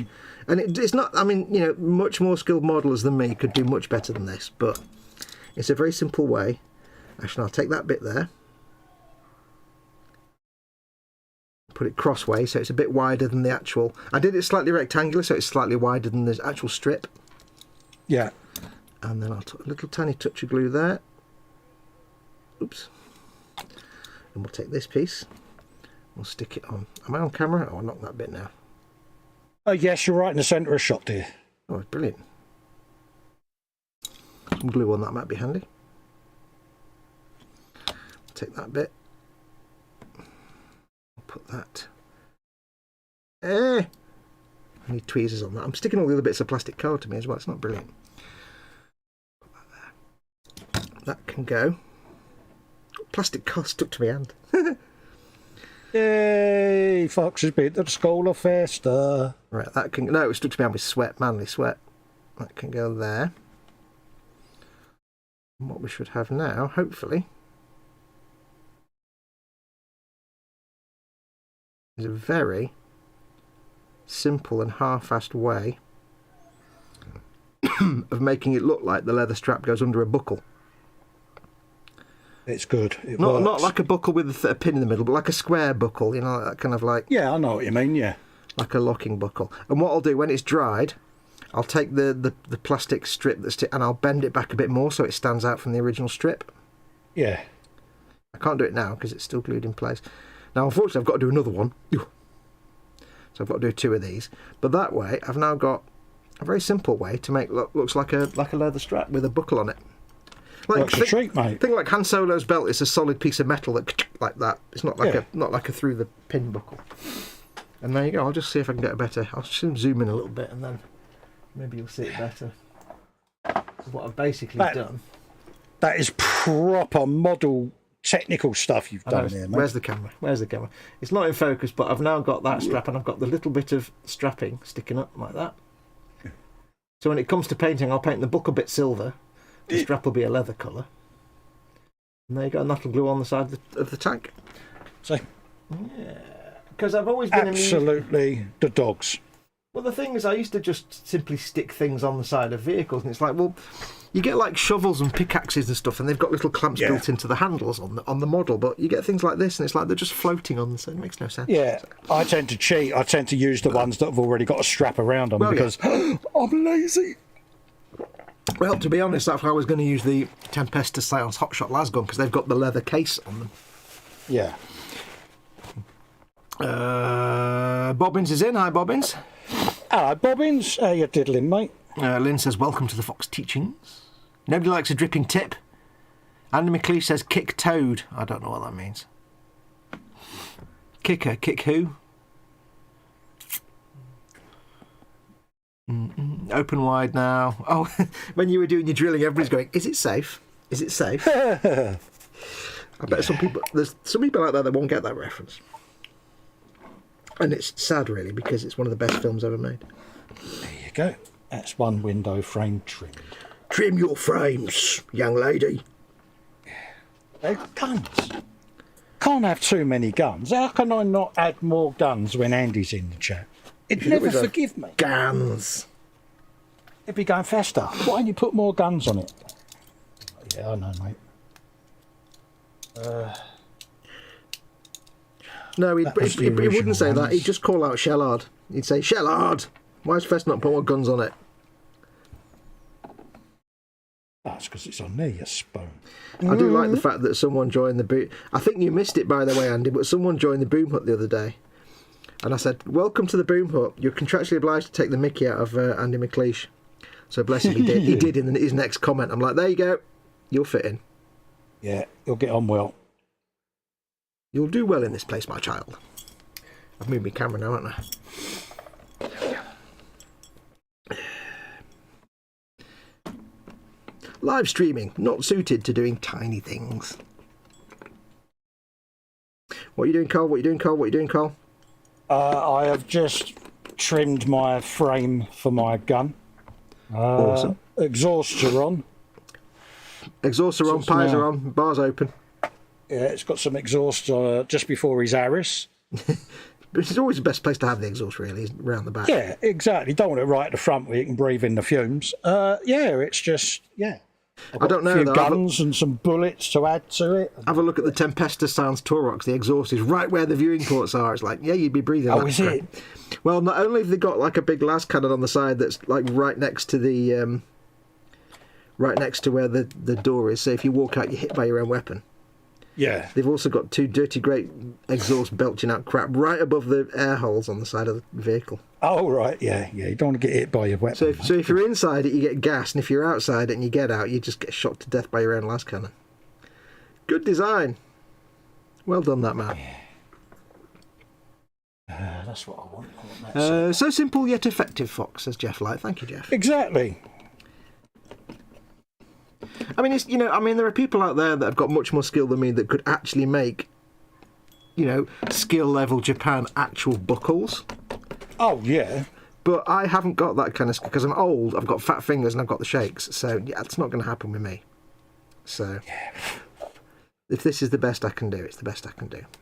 It passes At the end of the day, you're full in the eye, and if you can trick the eye, it it passes the tabletop 3-foot rule. So, exactly.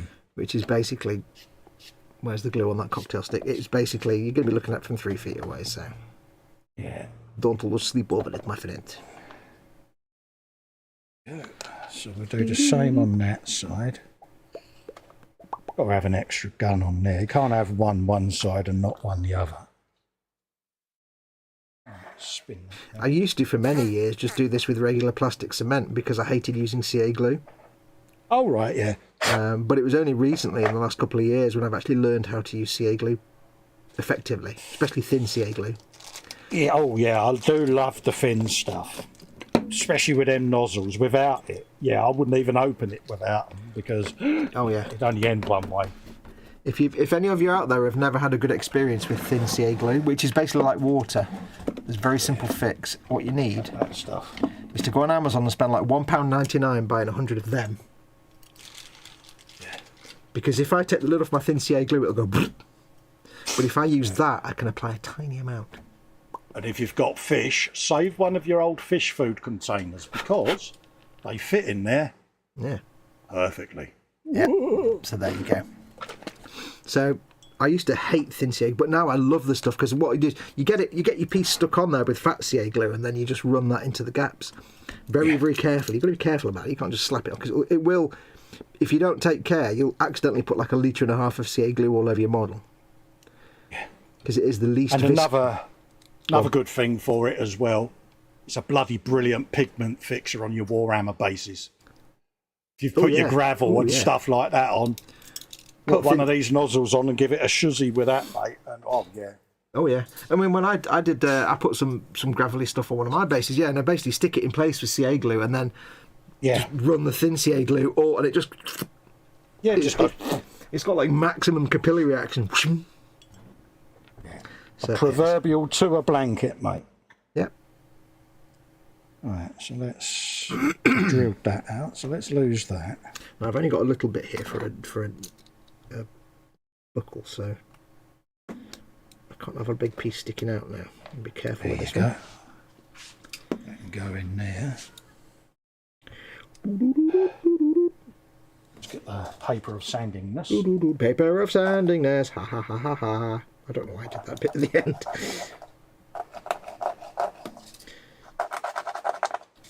There you go. Glue applicators are one of the best inventions ever, says Marcy. Yeah, it is. And I cut mine right down, see, so I end up with a nice 45-degree angle on there. I find them nice and easy the shorter they are, cause yeah.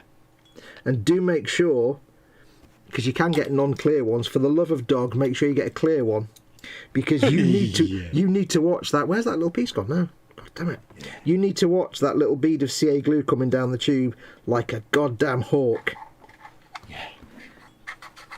Otherwise, you'll go from no CA glue on your model to the entire contents of the bottle on the model in like a millisecond. Yeah. Trust me, it's vicious. You'll be typing with the one hand left. Dear Festa, how did you remove the bane blade from your hand that you superglued? Yep. And one other thing you must have in your arsenal is CA glue debonder. Yes. Because that's how you get CA glue off your hand. Easily.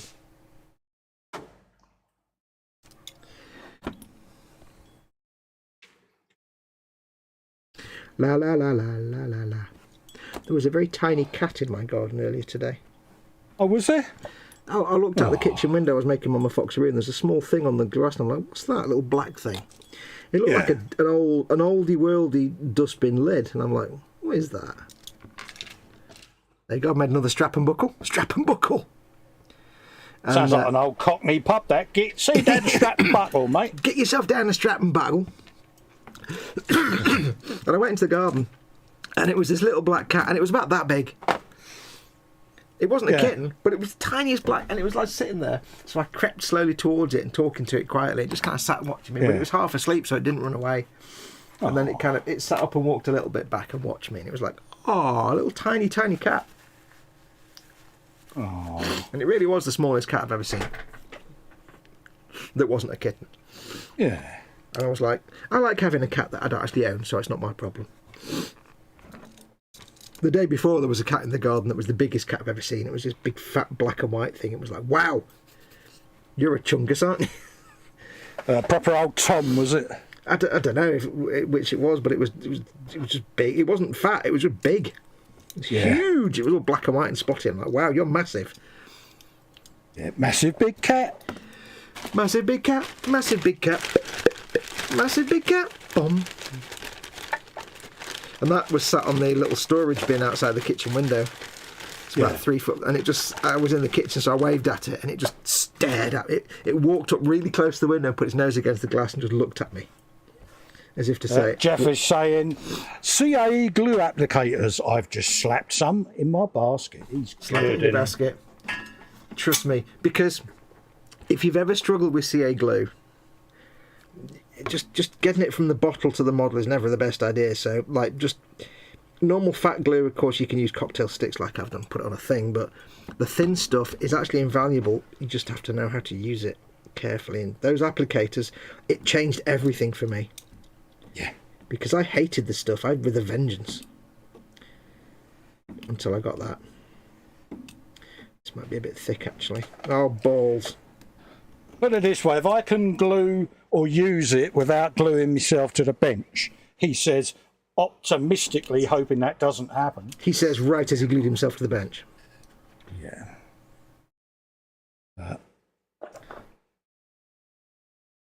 I'll tell you what, it's a headline news event, BBC One News, like, we're having some breaking news. Festa has actually not glued himself to the bench.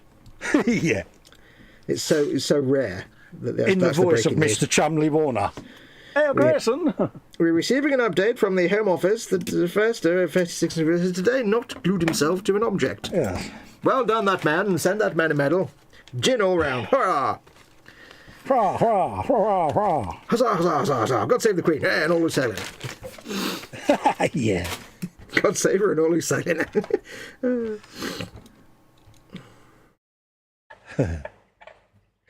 Super match game. Super match game. Rifle number 2, please. I'm just giving myself things to paint, aren't I? Yeah, that's what I'm sitting here thinking. I'm like, myself all these extra things I'm going to have to paint now. Crap, what am I doing? Yeah, I'm like, why am I doing this to myself? Because I can. Right, which way around is that going to go? That one's going to go there, pointing that way. And it just makes, again, it makes a very simple little build. You're unique. a simple little build. Absolutely, I love being simple, and I've never met Build. Apparently, he's a really nice bloke. I think he's Dutch, isn't he, or Norwegian or something? I think he is, mate. Yeah, could be German. See what we did there. Build? Das ist German, das ist Deutsche. Yeah. I did see what you did there. Did you see what I did there? Suitably impressed, mate. You're on form today.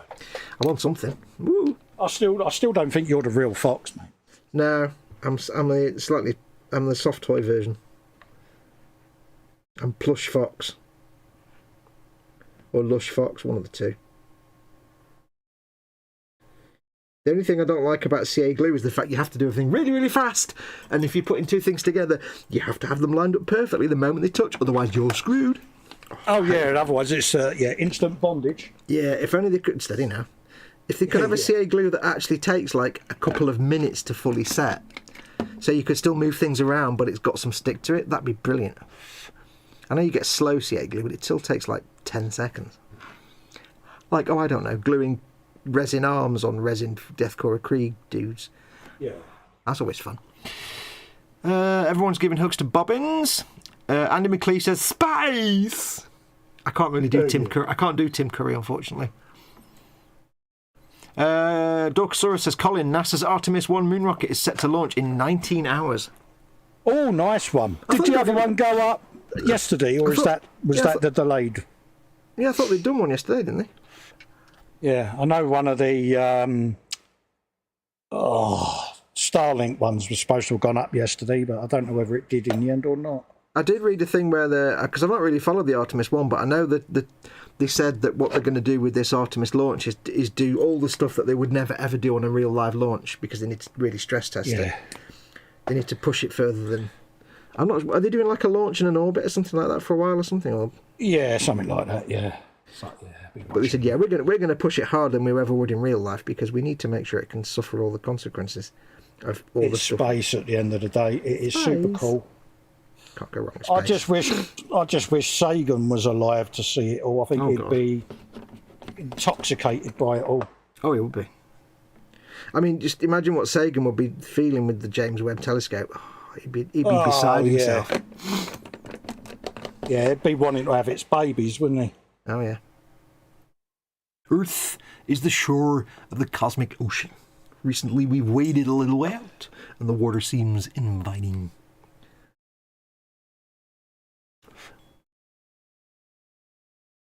Yeah, it's sad. All right.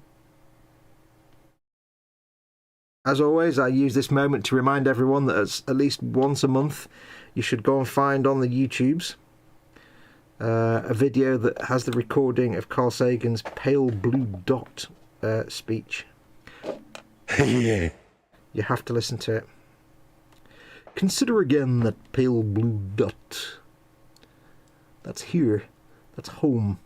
That's us. It's amazing. Try and find the full one. And try not to have one that's got like somebody else reading it or crappy music over the top. Try and find one that's actually got Vangelis' Heaven and Hell, the theme from Cosmos, on it. Because that's really good. There's one out there that's got that on it, and it's just perfect. It's like, yep, that's the perfect little touch. He just had a way with language, didn't he? That was. Mm-hmm. He was a poet, and you know it. Yeah. Every saint and sinner, every corrupt politician. Oh God, I could listen to that for hours. It's just such a remarkable piece that of. That would be your ultimate oratory. Dinner table guest thing, wouldn't it? Him, Stephen Hawking, you know. Oh. No, not even Stephen Hawking. Just Carl Sagan. Carl Sagan. Just being a nuts. Carl Sagan and Richard Feynman together in a room would be just outstanding. Yeah, which one do you think would get the last word? Richard Feynman, absolutely. Yeah. He'd also pick the locks on your safe and juggle and play bongo. So. Yes. I love this story. There's a book. I've never read it, but there is a book called "You Must Be Joking, Mr. Feynman." Oh, and one of the things he used to do for a laugh, or for a long time, he used to earn money by companies who made safes would basically employ him to see if he could break into them, because he had this reputation as a lock breaker, as a safe breaker. Yeah, a bit of a safe cracker. Yeah. He was a physicist, but. And he had this legendary reputation as being able to crack any safe. And he used to make a fair bit of money. Companies would get him to come and try and crack their new safe. Yeah. And he said, it lasted for years. And he said, but the funny thing is, it's not like anything like weird or magical.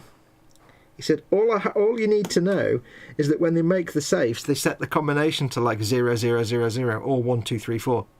Yeah, there's always a hitch code, isn't there? Yeah. So basically all you do is, if you know what the hitch code is, you just walk in, put that in, because they won't have reprogrammed it for just whatever comes out the factory. He said so. Oh yeah. And he was like, and that was it. That was my secret. And it was like, oh really? Well, it was a bit like the safes that you get in the hotels, you know, the one with the digital touch panel. Yep. All you've got to do is bang a Zippo lighter on the top of it, or any lighter, and it'll open. Not that we're suggesting any way of breaking into a safe illegally is endorsing it on this podcast. No, allegedly that can happen. There you go. Stream. We're covered. It has been known in circumstances. Yeah. Rumour has it. Andy McLeish says Caterpillar action. Yeah. New Action Man for 1978 with Caterpillar action. I think me and you are doing really well today, because we're still going with these greebles, mate. I've spent 45 minutes making little leather straps. Bonus! Oh, I'm so impressed. I told you we'd be able to do it, mate. Yeah, but you know what's going to happen? We're going to get to next Sunday and it'll be like, I've got like one greeble to put on. Because I'll forget to prime it and I'll be like, yeah, I've still got one thing to put on. I'm doing it all off camera as well because I'm a dingus. I'm both the chungus.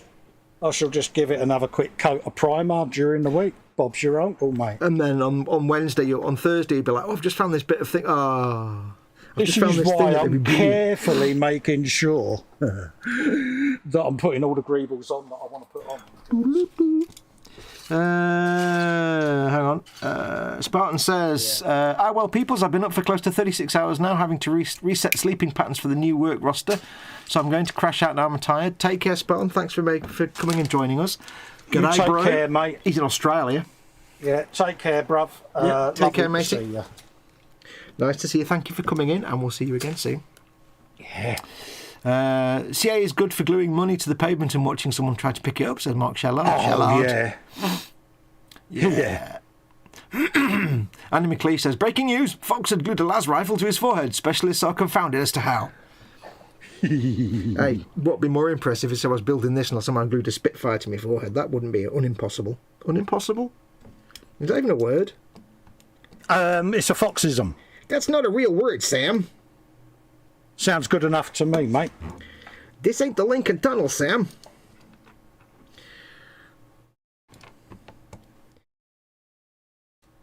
Do you mind if I drive, Sam? Not if you don't mind me clawing at the dash and screaming like a cheerleader. Thing is, us two are gluing all these bits on, and we will be instantly regretting it when it comes to painting it. Won't we? Yeah, absolutely. But isn't that half the fun? Glue, glue, glue, glue, gluing all the things to paint. That was the best advert for potatoes ever. Yeah. And it wasn't even for potatoes, it was for butter, but you know. So we've got a bit of bulletage going on. That sounded wrong. You're a bit of bulletage. I nearly glued something to my finger. Nearly.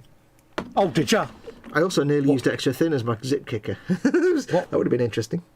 What was it? Tell me. Oh no, I went to press the plastic down and it just very temporarily, the entire las rifle stuck to my finger. But only for a brief second, very gently. Slow cure CA glue were available in the past, says Jeff Light. Yeah, I had some that was supposed to be 30 seconds and it was like 2 seconds. I'll just glue this on and it's fixed. Yeah. Everybody saying goodnight to Spartan?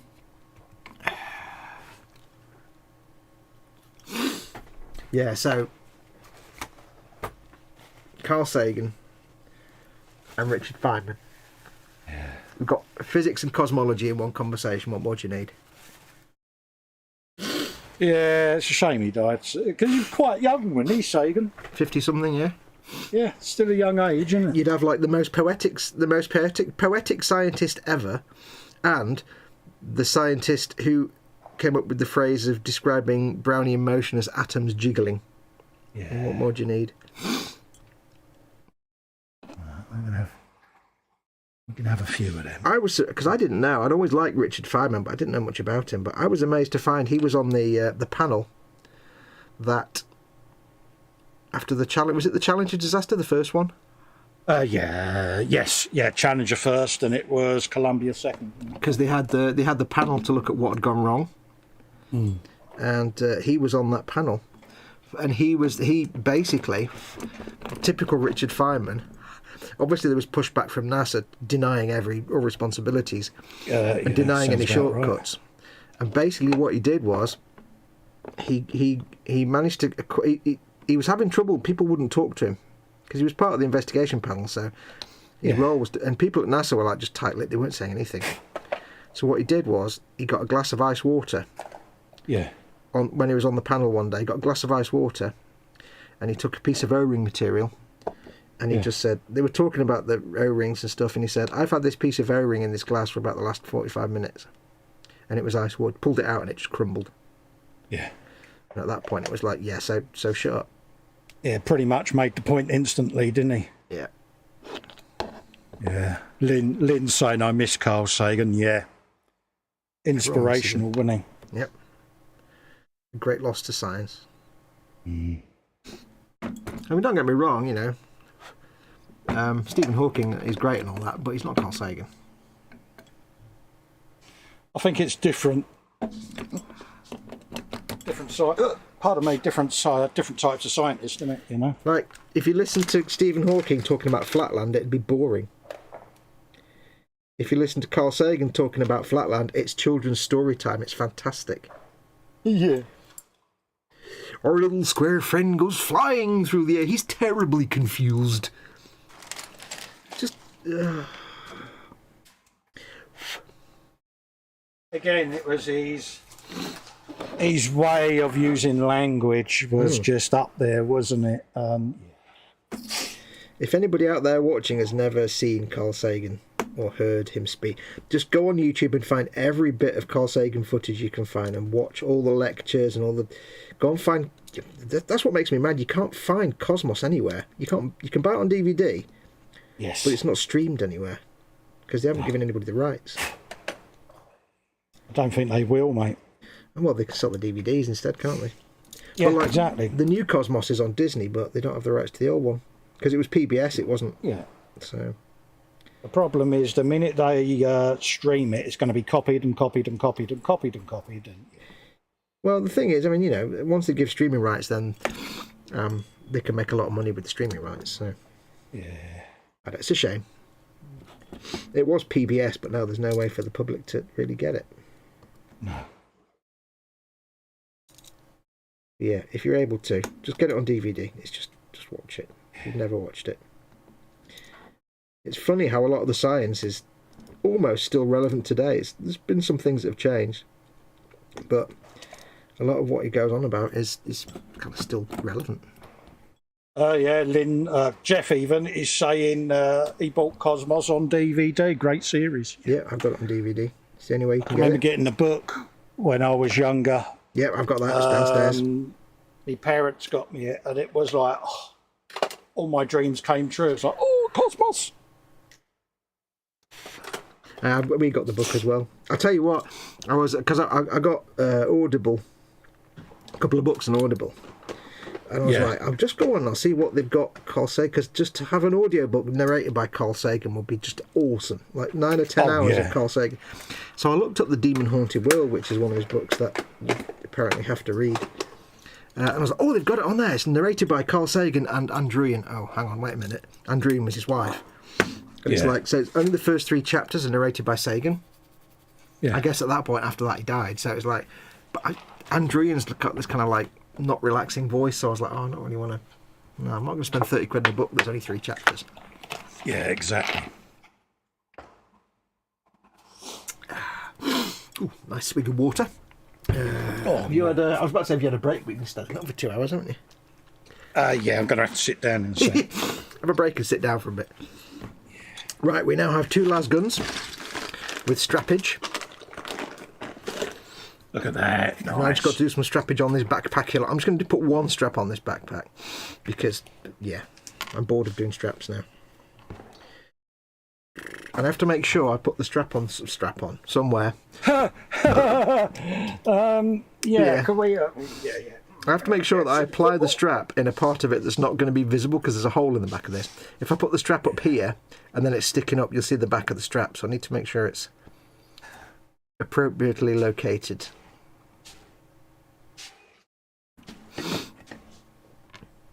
Also, while you're watching all the stuff with Carl Sagan in it, do yourself a favour and go and find all the music by Penguin Cafe that you can find and listen to all of that.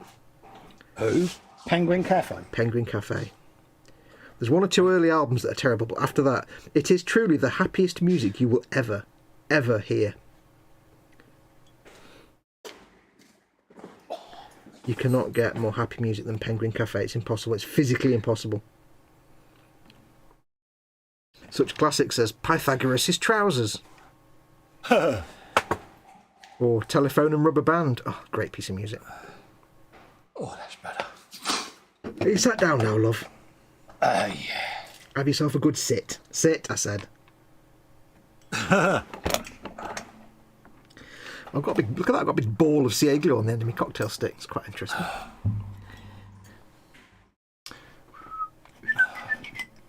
Let's have a bit of chat dolly in for you. Ooh, chat dolly.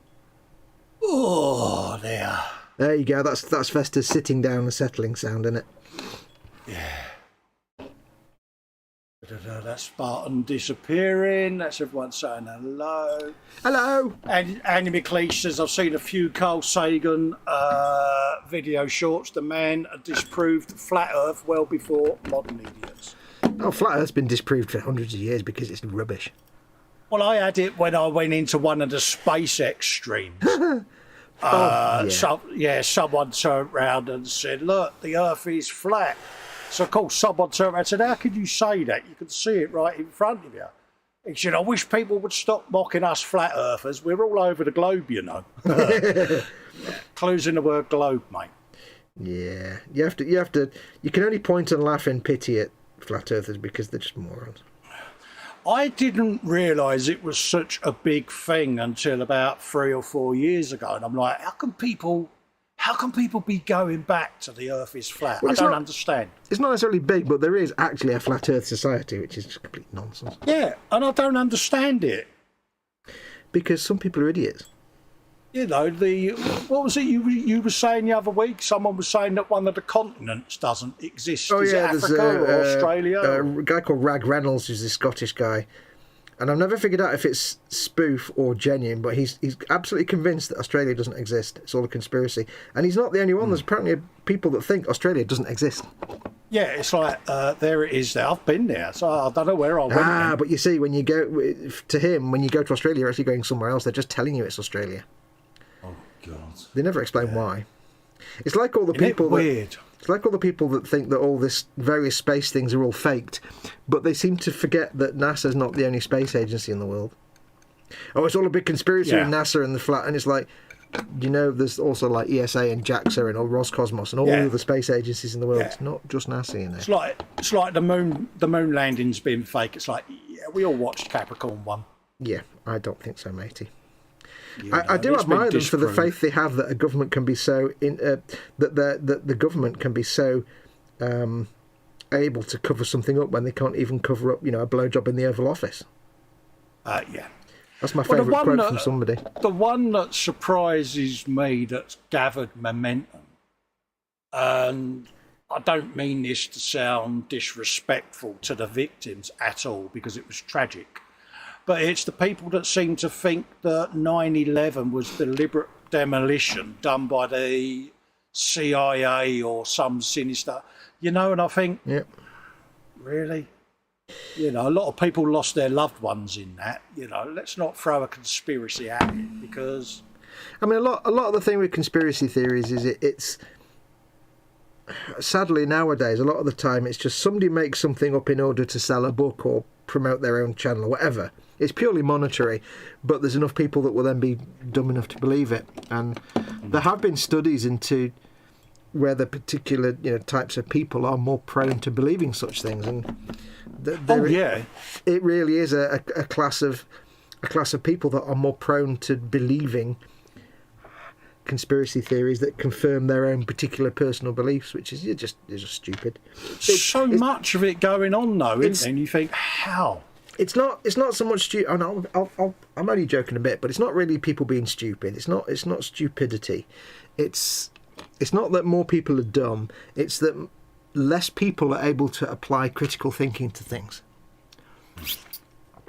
People are more prepared just to see something and accept it without actually having a looking at it and thinking, let's apply some critical thinking to this. Let's see if this is actually possible, or how conceivable could it be? How likely is it? I think nowadays people they don't know how to do critical thinking anymore. They just accept whatever they're told. Yeah. It's like, it's like people actually believe David Icke said. That is just stupidity there. Right, one more strap and buckle. He's made a lot of money out of it though, hasn't he? Don't know, probably.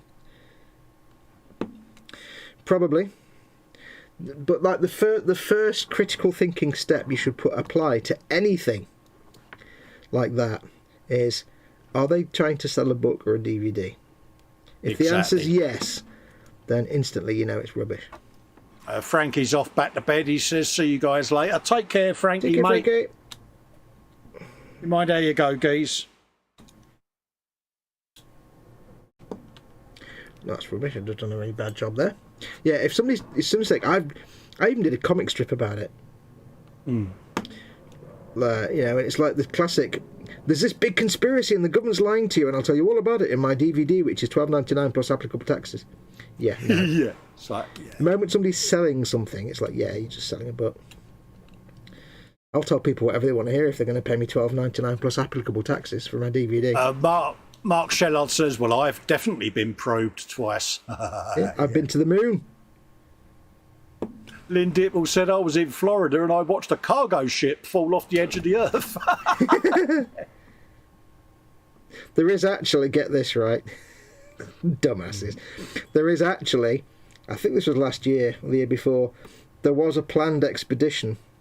Yeah. Oh, bollocks, where's that just gone? There was an expedition planned, all these like flat earthers, to hire a ship to go to the edge of the earth to prove once and for all that the earth is flat, because apparently when you get to the edge there's all these like, there's a flotilla of I think they say NASA and the UN.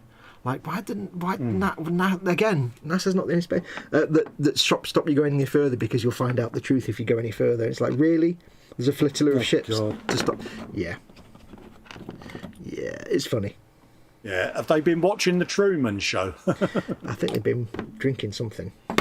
Yeah. So yeah, but yeah, flat earthers is kind of the stupidest thing. I just was quite surprised how much of a thing it's become, and it's like, Well, Really? I think it's still a small minority, but because whenever anything happens, the entire internet mocks them mercilessly. There is a small minority, I think, that believe it, but the rest are just, it's just nonsense. yeah, you sit there and you're like, okay, right. Was you dropped on your head as a child? Yeah. Did you fall into the cauldron? Yeah. Yeah, show us on the dolly where the flat earthers touched you. Yeah. Oh, it's each to their own at the end of the day, innit? But Yeah. Right, It's there we weird. go. That's one last strap on my rucksack. That's going to hold it onto the side of the tank with its little sticky up bit of doobie-doo. so proud of you, I'm mate. bored of making straps now, so no more straps. Yeah, as I'm looking at my rucksacks that are now floating aimlessly on my tank. Are you going to try I'm and going to make have to make... Yeah, I'm going to have to make straps next week, and I... Yeah, but can you ping them off to put the strap round the back? You don't have to. No, I'll just cheat and just have you warm glued it them on up with and proper fold glue, it haven't you? round. Yeah, I can warm it up and just fold it round and yeah. You can 'Cause just I'm have it like lazy. you can just have it like there's the hole, just like that, flush against the hole, so it looks like it's going Yeah. around the back. Yeah. Yeah, Hey ho. you'll be good. You'll be good. I'm sitting here just feeling so inferior now. Well, I mean, don't forget though, with the rucksacks, it could be there's just a hook on the side of the tank that's got the little loop on the Yeah, it back of could the be rucksack. hooked behind it and Yeah. it's hooked there, but There you go. I might cheat and I might just do some crisscross easy line so it looks like it's in a mesh. I was holder. about to say you could make a mesh bag out of Easy Line. I was literally about to say that when you said that. We're finishing each other's sentences. I know. now, mate. You know, Do like a think potato we bag. should be worried. Wow. Yeah, we should be worried, shouldn't we? I think that would actually be a living nightmare doing that, but it's worth Oh, trying. I've got some Satsumas in a bag out there. Oh, ready-made bag. Ooh, well, it might be a bit big. Big gauge on the old fibre there. Yeah, not only that, I'd have to take the Satsumas out. Andy McLeish says, it's not that people are dumb. No, sorry, Fox, I disagree. The average dolt with a smartphone thinks they should document and get in people's faces and cry like clowns when they get slapped. Well, yeah. Unfortunately, stupidity is on the rise. There are a lot of stupid people out there. Oh, yeah. Jeff Light says, oh, just common sense. Yep, exactly. Yeah, I don't understand how people have become like it. You know, it's like, really? Because they... Like I say, people have forgotten how to do critical thinking or to even apply a bit of, like Jeff said, like common sense. Common sense and critical thinking is the same thing. Somebody says to me, I heard today that X, Y, and Z, and I'd be like, okay, where did you hear it? Facebook. Okay, so it's probably wrong then. And it's I think part of it, again, is just people, I don't know, is the education system not focusing as much on science and technology? I know in America... Makes you wonder. I know in the US, in years gone by, they used to actually teach critical thinking in some courses. I hear tell in some states, they used to have like part of their science education system was how to apply critical thinking and how to apply scientific skepticism to something, to not just assume that it's right. You know, but they seem to not do that anymore. They've never done it over here, but Don't tend to do that much at all over here, do they? no, I don't know. I mean, I don't know what it is. Maybe people are more stupid because everything's mass consumption and instant gratification. Mass media now, mate, isn't it? Muse is off. See you later, Muse. Take care, Take care, Muse. darling. I mean, there is nothing more frustrating. I know someone, and I shall mention no names, but I know someone personally who is not the smartest crayon in the toolbox anyway. Yeah. But, but unfortunately is also like absolutely welded to Facebook all the time and just believes everything they read. So it's Not our like... normal, not the usual suspect, no. Yeah, so it's like they'll see something and be like, oh, well, apparently this is true because I read it on Facebook. And I'm like, so some random person on Facebook put this fact up. Some random person you've never heard of, and yet you believe that random person who's selling a DVD over anybody in any position of authority or scientist or anything like that. Yeah. Yeah, it's true. I saw it on the internet. Yeah. Some people are just simpletons, unfortunately, sadly. You can't get around that. The problem is that stuff then gains momentum. Yeah. And then just it exposure. becomes either an urban myth or it becomes the story of, well, you know, it's so widely out there that people begin to believe it. And it's like, Yeah. And it's like, it's no, when it it's gets not dangerous, isn't it? Well, that's the thing. Like I say, again, though, it really is like put it. Here's an example. I received an email yesterday from somebody I've been having a conversation with. I'm not going to mention any names again, but I've been having a conversation with somebody on email for like the last few weeks. Been given advice about model making, and Ted's been speaking to them as well. Oh, right. Yeah. And it's a lovely person. I know the one. It's like an old guy. He's I'm not going into details, but he's an older gentleman, and he's dead nice. And he's not, you know, we've had a good conversations. But yesterday I got a mail from him, and it just said, "Hey, do you use Amazon?" And it didn't have, like, you know, kind regards and his name at the end. No, it was just literally one sentence, like it's done on a mobile phone, no signature, no nothing. I'm like, what kind of question is that? Yeah. So I mailed back and said, and when I looked at it, something just didn't feel right, even just because he hadn't signed it. And I'm like, this smells weird. So I looked at the to and from, and it was from him to him, and I'm like, what? That makes, and it got into my spam folder as well, which is weird because we've been mailing each other for, you know, a couple of months. So something was off, and I'm like, something's not quite right here. This isn't. I sent him a mail just independent. I didn't reply to that one. I sent him a different. Say, hi, did you mail me about Amazon? Because the mail's really weird. Something's not right. And he said, yes, it was me. I wanted to know if you can get me one. I'm like, what? Get you one what? You just asked me about Amazon. I said, all you did was ask me if I use Amazon. And then he sent a thing saying, yes, basically, I'm trying to get an Amazon gift card for my friend who's got such and such a cancer. Scam. Yeah, kidney cancer, blah, blah, blah. But it won't do my, there's a problem with my card. I'm trying to buy it. Would you be able to buy it for me? And I'll give you the money back. And I'm like, okay, wait, what? So, yeah, what part of... Yeah.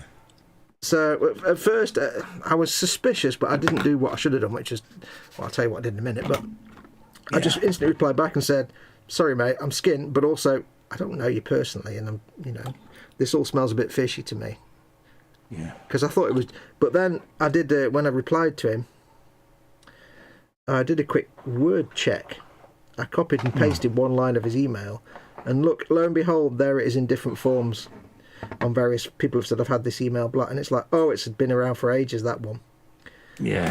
Mrs. Lady with cancer that needs a gift card because it's a birthday. I'm like, so it's just a scam. So, but just from receiving that first mail, because he hadn't signed it and it was a really short and curt email, I'm like, something doesn't feel right here. And that kind of like critical thinking path, you don't get that nowadays. No. And unfortunately, what I've had to do now is just, I don't know whether it's him who's doing this and all the mails before were ingenuine, or whether it's someone's got access to his email. Yeah, probably the latter. Yeah, but either way, I've just had to block it now, so it just goes straight to spam, which is a shame because it was a nice bloke and I was helping him out, but I can't take that risk. Mate. No, he's a lovely bloke, but. So if you are watching, you know who you are. My apologies if you are genuine, but somebody's got access to your email. You need to get that sorted. You need to get that dealt with, mate. Yeah, but there's plenty of people who wouldn't think critically like that, and they just. So yes, critical thinking. But I mean, we've kind of grown wise to it, haven't we, over the years? Because we say that, but even critical thinking doesn't protect you from it all the time, but. There are people who had it recently with the UPS and DHL, and they're such good rip-offs of the sites. Oh yeah. It's surprising how many people out there probably are getting caught by it. It's like, I've got Mama Fox's phone. I've had it for the last year since she was poorly, and bizarrely, she's just not even asked for it. She's not even probably remember she's got one. But it's really handy because it means I get to see text messages about doctor's appointments from her and stuff because I look after all that. But also she gets all those kind of like, you've got a parcel and can you, or your Apple Pay's been suspended, and she wouldn't know. She'd click on the links. So I can just deal with that. So she won't be getting a mobile phone back. But you know. It is cruel, isn't it, that they're doing it, because it's innocent people that get caught out. Yeah. But, you know, there are... that's the root of so many problems nowadays, is just... I think there are more dumb people. So I'll correct my original thing. I think there are more stupid people out there, but it's not because they've got less brain. It's because of the environment their brain is growing up in demands less of the human brain. And again, not everyone is tech savvy. No. You know, not everyone is going to know that, you know, these type of things are going on. They're not going to realise because they haven't been exposed to it like we have. Or, basically, it's a case of if you eat crap food all your life, you're going to die of a heart attack. If you're exposed to drivel on the internet and all the crap on ITV and all this kind of rubbish TV, then you're just you're not having to think about anything. You just you never have to think critically. And it doesn't come naturally. That's the problem. It doesn't come naturally anymore. I don't know. The fact that there are still people that fall for things like the Nigerian prince scams and all that kind of crap. You know what I mean? The fact that people fall... The reason these like scams exist is because there are people. Scammers know it. If they send 1 million emails out, at least 1 or 2 of them will fall for it. Because there are people that just don't think critically. It's a shame. Hello, I'm Bill Gates, and I'm going to... No, you're not. Come on. Yeah. Not always. Hi, I'm Ed Winchester. Hi, I'm Ed Winchester. Good reference. Good Couldn't callback. help it. I like that. Couldn't help it. I'm very proud of you, son. I used to love that. Just I'm going to put one of these las guns on the side. Yeah. Hi, I'm Ed Winchester. I don't know why I said that. That's my favourite one. You get 10 points for that. 10 internet points for that reference. Always good to have an Ed Winchester reference, mate. Yes. Let's have a look at chat. The US educational system is pretty horrid at this time, says Dorcosaurus. The evidence they have on the film, but it's so blurry you can't actually see what it is, says Mark Shellard. There is a concept known as blob squatch. Oh, right, yeah. Which is basically, it's mocking any evidence of anything. It's one of those things that in today's world where everyone's got pretty much a high definition camera in their pocket at all times almost, and yet for some strange reason every time someone touts evidence of, say, Sasquatch or aliens or UFOs, it's the same blurry footage. So it's become known by the skeptics as blob squatch. Yeah. Because isn't it funny? But you know what? There's actually people who then say, but you see, Sasquatch, he uses psychic fields to make your camera go blurry because it can't be photographed. Oh, right. It's one of them, is it? Yeah, same with the UFOs. Yeah, well, they use special technology that blurs the photograph. But really, that's known as special pleading, basically. Yeah, that's lame. Yeah, that's the special pleading. What do you call it? Can't think of the word. Fallacy, that's it. Special pleading. Yeah.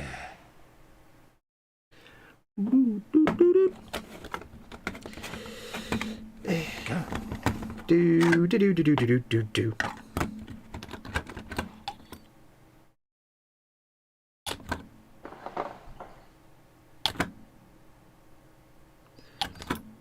Andy McLeish says, Fox, I had someone who had the old your Apple account has been hacked and they had a Samsung.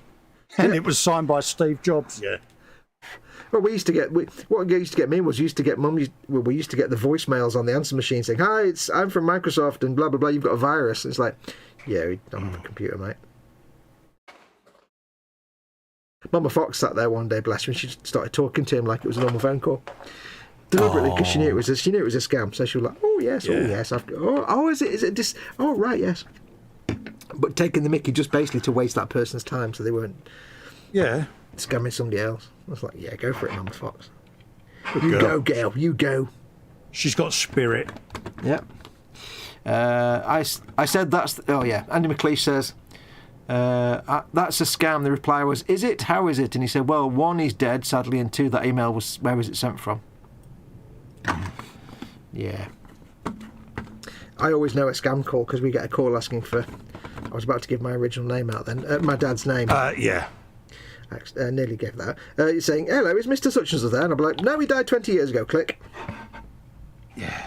There you go. Anybody that calls and asks for my dad, yeah, you're not a genuine call. Yeah. Oh, this looks so good. Straps. Yeah, good. How's your back doing, Spud? All right, mate. Do we need to call it a day, do you think? Or are you surviving? What time do you want to go to? Don't know. I would normally go till 8, but we can call it quits in a minute if you want. If you're just about done. Yeah, about 1:30, if that's all right, mate. Yeah, works for me. Look at that! Look at that! Oh, strapped on! I've got my strap on, strapped on. I'm impressed. And look, see, I've even got one there. Look, see. I cheated. I just made like a little rickety metal basket that the rucksack fell in. Let me full screen you. So that's all right because that's what I put on my spare wheels on my Bane blades. See, just drop it in there. Nothing wrong with that. That's perfect. That's what I do on my Bane blades. Do you know, I've got a little bit of CA glue in there on my finger, but it's right in that little fold there in that joint. So every time I do that, my finger goes. It's really weird. But I have got guns on the back of the turrets, mate. So You have. I am vastly impressed. So you can just shut up saying that you're impressed with my work because my work's rubbish. I made a strap. You made half a tank. Yeah, but it's easy. You know it is. I mean, you're doing a lot more scratch stuff than you did a while back. True. Tell you what I'll do. I've got 2 purity seals. I'll stick my purity seals on, and then I'll call my building done, and I'll get it primed during the week. Oh, you're going for it, are you? Well, all the rest of stuff is just like little towing, lifting hooks and things. And I've ordered them now. Yeah, no, mine's pretty much done and dusted, mate. Yeah, we'll put my other guns on so that people can see what guns out for the girls. Overall effect is, and I think Andy will be proud. You did leave yourself a gun for the front thing, didn't you? Yeah. Oh, good girl. Just checking. Oh yeah, look, it's got guns everywhere, mate. Are they all removable? All the front ones are, the back ones ain't, but that's not a problem. Yeah. What are the back ones? Are they melters or what are they? I don't know what they are. Oh, the bolters. That's all right. Yeah. Nice and easy to paint bolters if they're glued in place. Yeah, and then exhausts, purity seals, and look at you using phrases like purity seals now, like just nonchalantly. Oh, mate, it's throwaway now, isn't it? You know, I mean, when I've done my legions of deathcore, you know, I've got to be so hardcore, mate. Hardcore. I'll come on the stream next week in a greatcoat and a gas mask, and you'll be going, dude, I think you're taking this Warhammer thing a bit seriously now. No, I'd be way proud. I'd be like, yay! They grow up so fast. Getting purity seals on is tricky, like proper GW ones, because you have to put them on, but then you can't really put a dot of glue because it gets really messy. Yeah, I kind of cheated and just 3D printed them because I didn't have any. Yeah, but these are you have to kind of tilt the model back and then put it where you want it, and then kind of hope it stays in place.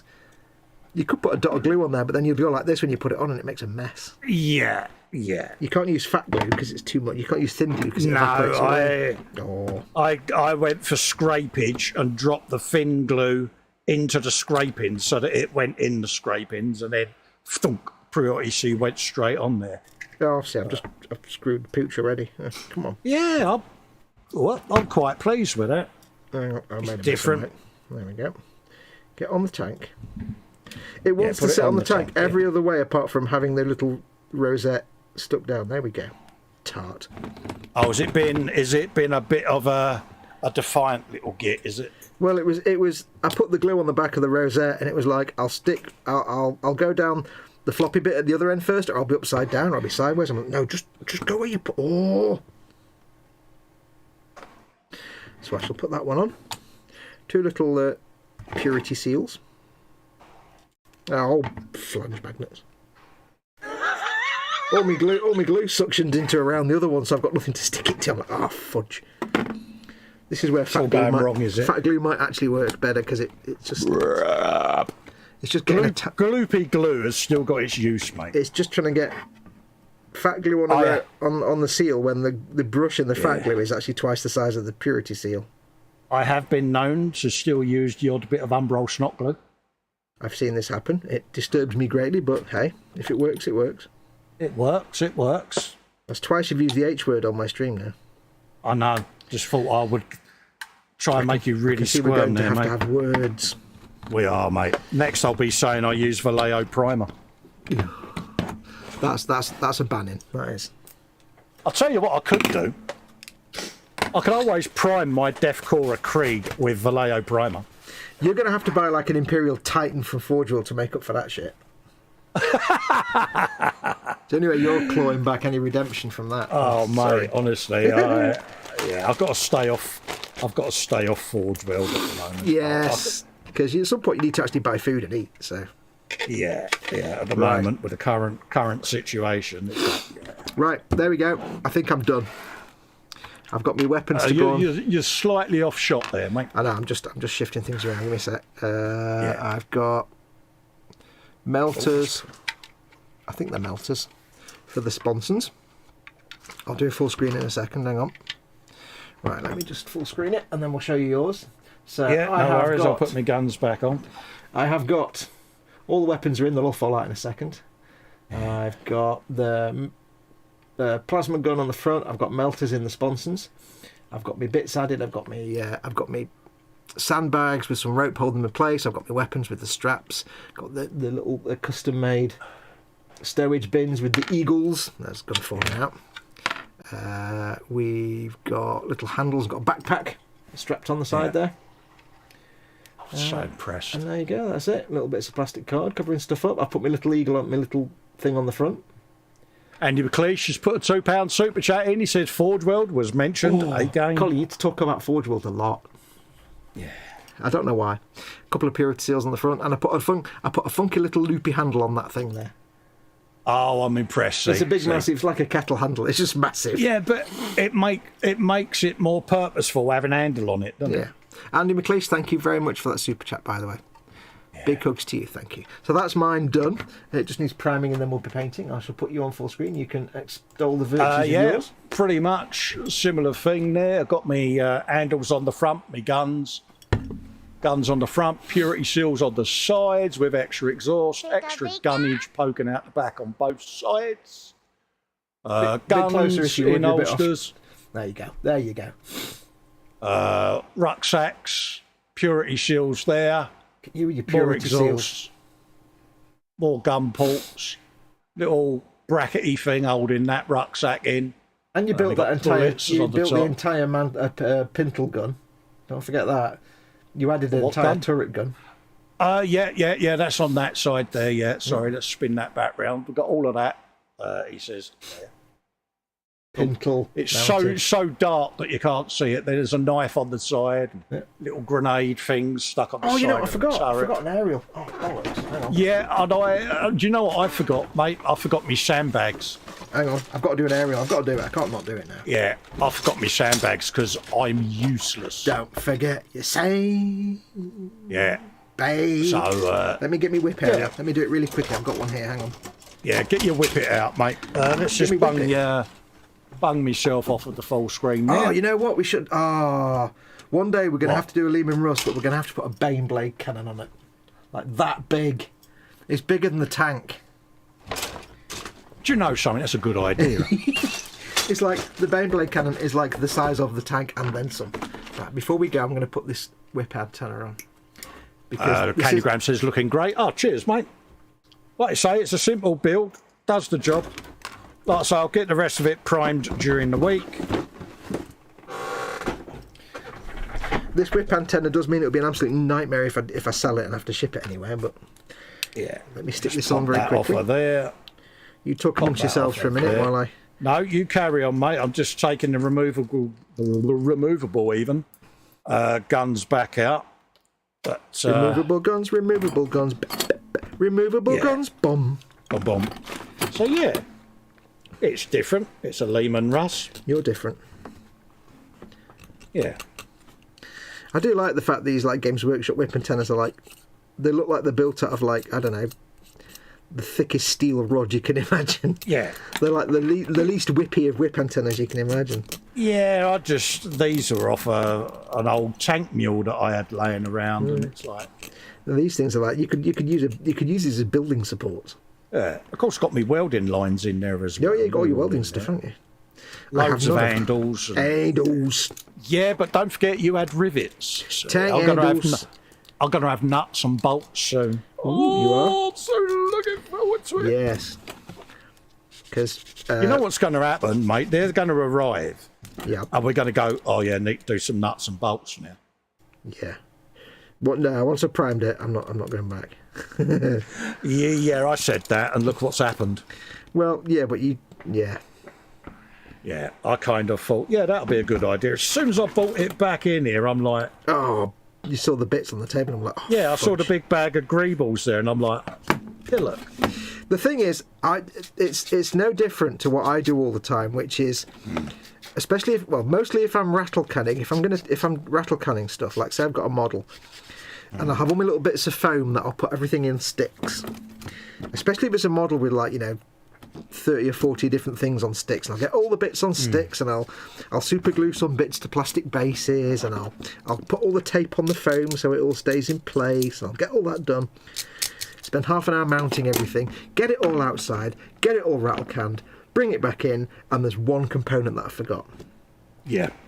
So that's not so bad, actually, but it's when you do that but you've been airbrushing, because it's only after you've airbrushed all the bits, cleaned your airbrush, put your spray booth away, spent half an hour rebuilding your workbench, because you have to do that every time you get your airbrush out, and then you realise there's something like, right, that one's getting rattle canned. So and everything's primed in Xandru dust, or in like black, apart from the one bit that's Xandru dust, because that's the one primer you've got in rattle can. Yeah, and you sit there and you're like, yeah. Why is that bit different colour? Because I forgot. Yeah, that's what I forgot to do, didn't I? I meant to prime that geezer in Xandru dust, didn't I? The dude. Yeah. Well, I've got the problem because I've glued him in, so... Same here. So we'll just have to paint him without doing that. Yeah, I'm not going to mask that off. You could prime the turret in Xandru dust, but no. We'll just... we don't have to mask it. No masking required. We can paint over black, it's not a problem. The reason I was suggesting Xandru dust is because we can paint his uniform with the base colour of Xandru dust. Good shout. So it was just a time saver, but we can paint Xandru dust over. I've got Xandru dust in rattle can and in normal, so... No, it's not a problem. Don't worry about it. We'll just brush paint. It was just a time saver, but then I forgot we've glued him in the turret, so... Yeah, we didn't really think that through, did we? No. Right, let's just get this cleaned up a little bit, and then I'll get it glued on, and then we'll bugger off, so you can go and chill out. They are a cute little build, though. It's just something about it. Yeah. You see these armies, and they've got 20 or 30 these Leman Russes, and you're like, they are fun to build, but I wouldn't want to build 30 of them. God. No. It's like most things. Once you've built a handful of them, you don't want to do more. I got myself, a few months ago, I ordered myself some more Bane blades so I can build them and sell them. Yeah. And I was like, you know what? I'm not going to do two at the same time again, because you need to do one and then leave it for a bit. Yeah, you need a breather between it, don't you? You can't do... I can't keep doing two Bane blades. Right, I haven't actually considered where I'm going to put this aerial. Yeah, but that's the thing. We don't. It's just like, slap it on there. I can't consider if I can actually attach it anywhere. I might not be able to put it on. It might not fit anywhere. It should go on the turret, but the turret's not tall enough. So, where am I going to put this? I could put it on. I could put it on the side. Can you trim a bit off the bottom? No, because it's open. It's got openness. Oh, is it? I can stick it on the. Stick it on the back of the sponson. Well, I could stick it on. Yeah, well, I could stick it on the back of the track there. It'd look a bit gonky, but it'd also get in the way of the turret. I could stick it on the back there, but it'd poke the driver in the eye. Have you got any Oh, God, it's too long for the turret, isn't it? Of course. Yeah, it's because it's for the Bane blade. So, although, tell you what, just for you, Cole, just for you. Get the saw out and just lop the chunk. Yeah. Just for you, because you're so good. Because it's you. Oh, I'm so proud of you. Because it's you. Oh, look at at you with your saw.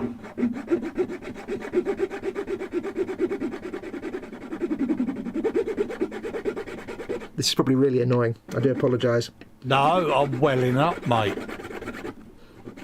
Oh, mate, I hope you're all sitting there watching this moment of epicness. I think Fox they've seen has me got, do sawing before. yeah, but proper cutting bane blade bits to fit Leman Russes and scratching and modding and. You didn't know I had a Tamiya saw thing, did you? Now you do, see? See, Proper I Tamiya get, saw. I get to call you Fox Kit Basher. Fox basher, kit basher. Yeah. Look how bowed my poor saw's become. It's like, Yours. That's because you're like, whoa, that's because you're cutting through like 10-inch thick plastic steel rod and all kinds of stuff. It's like, them, even though it's got a strengthener on the back, That's because you just manhandle it with your gorilla hands and it doesn't stand a chance. look at the wear on the blade. I think you might need to get a new one, love, you know what I mean? Yeah. Right, I need to make sure that's kind of flat because it's a bit not flat. Somehow I managed to use a straight saw and cut a bendy surface. I'm quite happy. That ain't the world's worst saw I've got. Look at the shape of that one. What other tasks do you use it for apart from sawing? I have to ask. I mean, look how many bends there is in that bad boy. It's been bent and straightened so many times. I'm not saying it's bent, but it's worse than a river. Yeah, but you it's could got go on a life left boating- in it. You can go on a boating holiday down that and you'd have an adventure. Yeah. Right, so let's get this glued on. You're impressed now, aren't you? I am. Lindsay and Fox is soaring. I know. Candy Graham says, we are honoured to be a part of this momentous broadcast first. Fox is using a razor saw. I know. Also making sure it's lined up nice and straight and nice and crisp and even on St. Stephen's So something. proud of you, mate. Now this is the trick when you've got a tank with a turret like that. Put it on the tank and then straighten it. The second trick and the certain thing to do is to keep it on shot, mate. So people Yeah. see what you're doing. See, the turrets, that bit of the turret sits like that, so I have to make sure I'm getting it straight to this part of the tank, not the turret. So don't assume that if it's straight to the turret, that it's straight to the tank. This is the trick. This is the trick, you see. Now, see, that looks like that was part of the kit. Yeah. So there you go. So just make sure, like I say, when you're doing turrets, because that bit's angled, so Yeah. Could always line it up with the sponson straight edge, couldn't you? yeah. So there's always a trick when you do any kind of, not even Warhammer, any kind of tank. Don't assume the turret's horizontal. Don't line things up to the turret. With Leman Russes, I kind of get to know over the years which bits are straight and which aren't. So I didn't really do a good job on that rucksack. But look, They grow up so googly quick. eyes, googly eyes. I know you got matching spotlights. See, I only had one spotlight, so I had to. Have you not got a spare spotlight? No. No, I put everything on the insane blade, didn't I? Do you need to go and buy an entire Beyblade kit just to get another spotlight then? Is that what you need to do? Is that what you're telling me? Part of me was tempted to remove one from the insane blade, but that's sacrilege. No. Heresy. No. Yeah. The Emperor would not approve of such Yeah, I violent- can't remove any parts from the insane blade. No, this is not happening. You're not telling me these words. I think I inserted a bit of raggy in this one, didn't I? But there will be a bit of raggy floating off of one of the aerials, I think. Quite possibly. Right, Small there you go. pennant. That's that done then. I'll put Tell you what I could do. I could make a small raggy bag holding one of the rucksacks in. Ooh, a rag bag. See what I did? I see what you did there. But then again, hang on now. I don't think setting yourself the challenge of being able to fold raggy into a bag is something that a mere human can actually do. I don't think you'd be able to physically do that. I'm thinking I don't there think might raggy actually would- be a bit of raggy I don't think raggy donated would- inside. I don't think raggy would allow itself to be squished into a bag shape. You're asking to fold Yeah. it upon itself. It's not going to happen. Yeah, raggy is used to be running wild, isn't it? So Yeah. Oh, I forgot about my turret lid. Have you got your separate turret lid still? yeah, it's in the bag there, mate. Good girl. So In there the we bag go. of Yeah, there we go. All turret, done. turret lidness. It's just there. Yeah, so we shall both get ours reprimed. Good girl. We shall get these reprimed over the week. Yes. And then next Sunday, Oh no, we shall start painting. scary, isn't it? We shall see if we can get you painting with a big brush, but painting delicately. to get smooth finish. Yeah, I did buy additional brushes and things. Good so lad. We'll work with what you've got. Don't worry about that. you sent me a list of brushes to get, and I went and got them. Yeah, I blinked since then. So. Artifica, is that Artifica? All right, steady. Yeah, Family friendly. Yeah, Steady now. we got dry brush, Yeah. medium. Yeah. Yeah, some more brushes over there that I can't quite reach because We'll go with whatever brushes you want. I emailed you or messaged you that list. Yes, I got that. Thank you. That's what reminded pretty me. Much. Yeah, that's pretty much everything I got. Well, the funny thing was, I was thinking that I was like, right, we're going to paint it this way. What the hell colours did I tell Colin to get? And I'm like, how am I going to? I had to go back and watch one of my own videos to remind myself how to do it. We are that bad, folks. We really are. I change my technique so often that I just forget how I did something. So. Yes, Lynn, there is a piece of raggy inside the tank, my darling. Yeah, but I may make up a tiny little raggy pendant as well. It's a contractual obligation. Yeah, bits of raggy. Yeah. So, yeah, you know what you could make? Get yourself some of that UV curing resin. Get yourself one of them little. You remember the Craftsman thing? Those cachicons, whatever they're called, cabochons. Yeah. There you go. Get yourself some little tin cabochons. The little round trays that you make pendants out of. Little bit of raggy, and then pour some resin so you get that resin ball out. Ooh. Yeah. Jewellery made of raggy. You could become rich. Anyway. I think people would wear it. I think people would love it. But not regardless, I think it's about time I go and get Mama Fox out of bed because she's a lazy cat. It's had 3 hours now.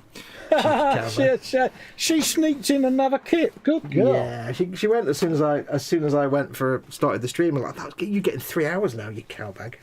Yeah, that is brilliant. Well done, Mama Fox. She'll still put up a fight.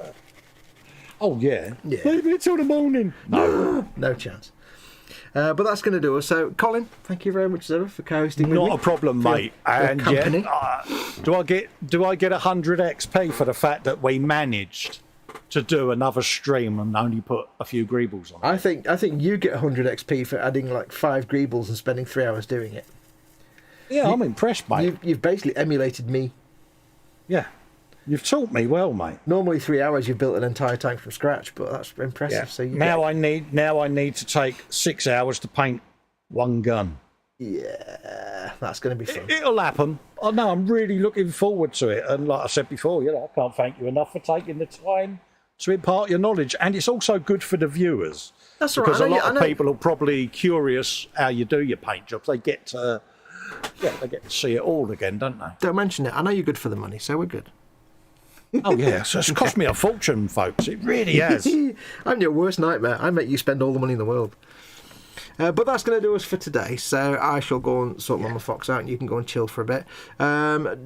Thank you very much to all of you who's watched, and thank you for all the super chats today. Very, very kind of you. Don't forget, of course, please do remember to like and subscribe and hit that notification bell. Might do some streams during the week. You never know. But I'm going to spend this week painting up the Horus Heresy sets. I'm filming that, so that should be some stuff to do this week. Don't forget, of course, if you want to support our channels, you can do. You can keep this alive because we both do this for a living and we depend on your support.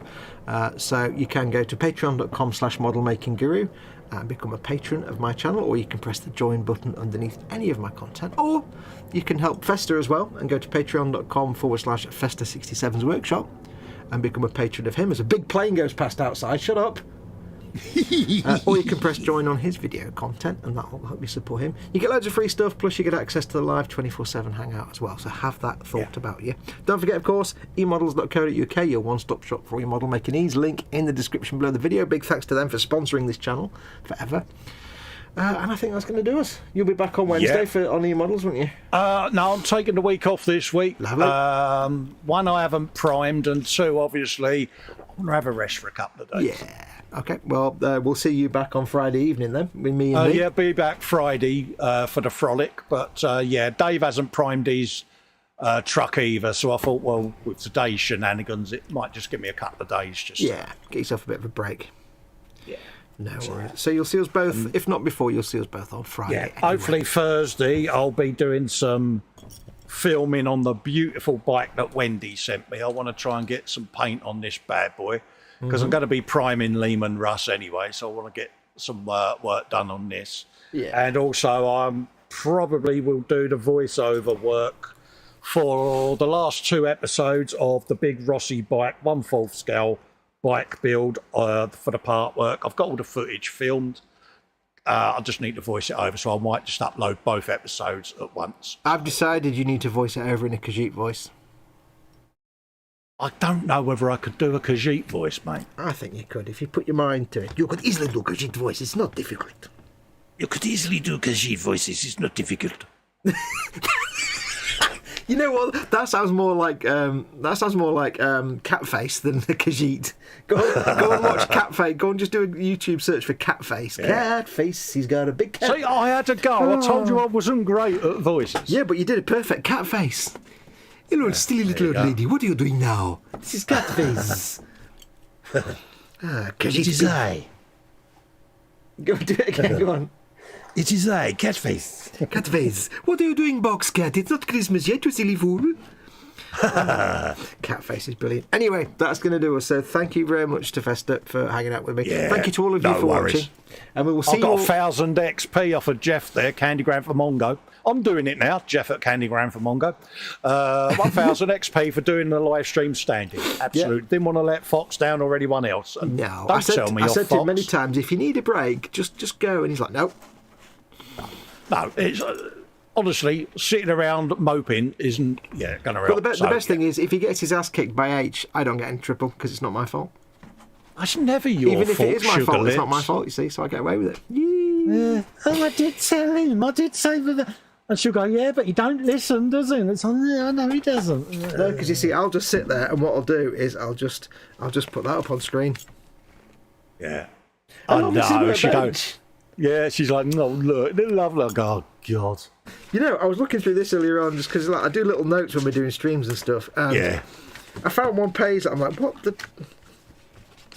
I've got one that's like, I'll be there shortly before we go live, but there's one where I wrote some Yeah. notes.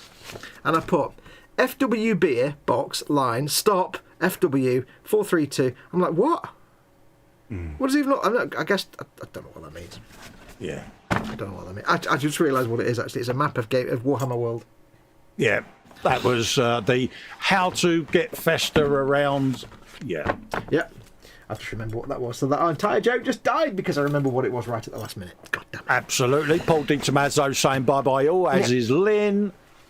Same with Wendy. Have sweet dreams. Take care. Be safe. Look after yourselves. Hunt. Yeah. Massive Right. thanks to everyone. Yep. Take care, everyone. We shall see you all soon. Don't forget, of course, be awesome. Make something awesome. And until next time, I shall say... Adios, amigos. Oh, son of a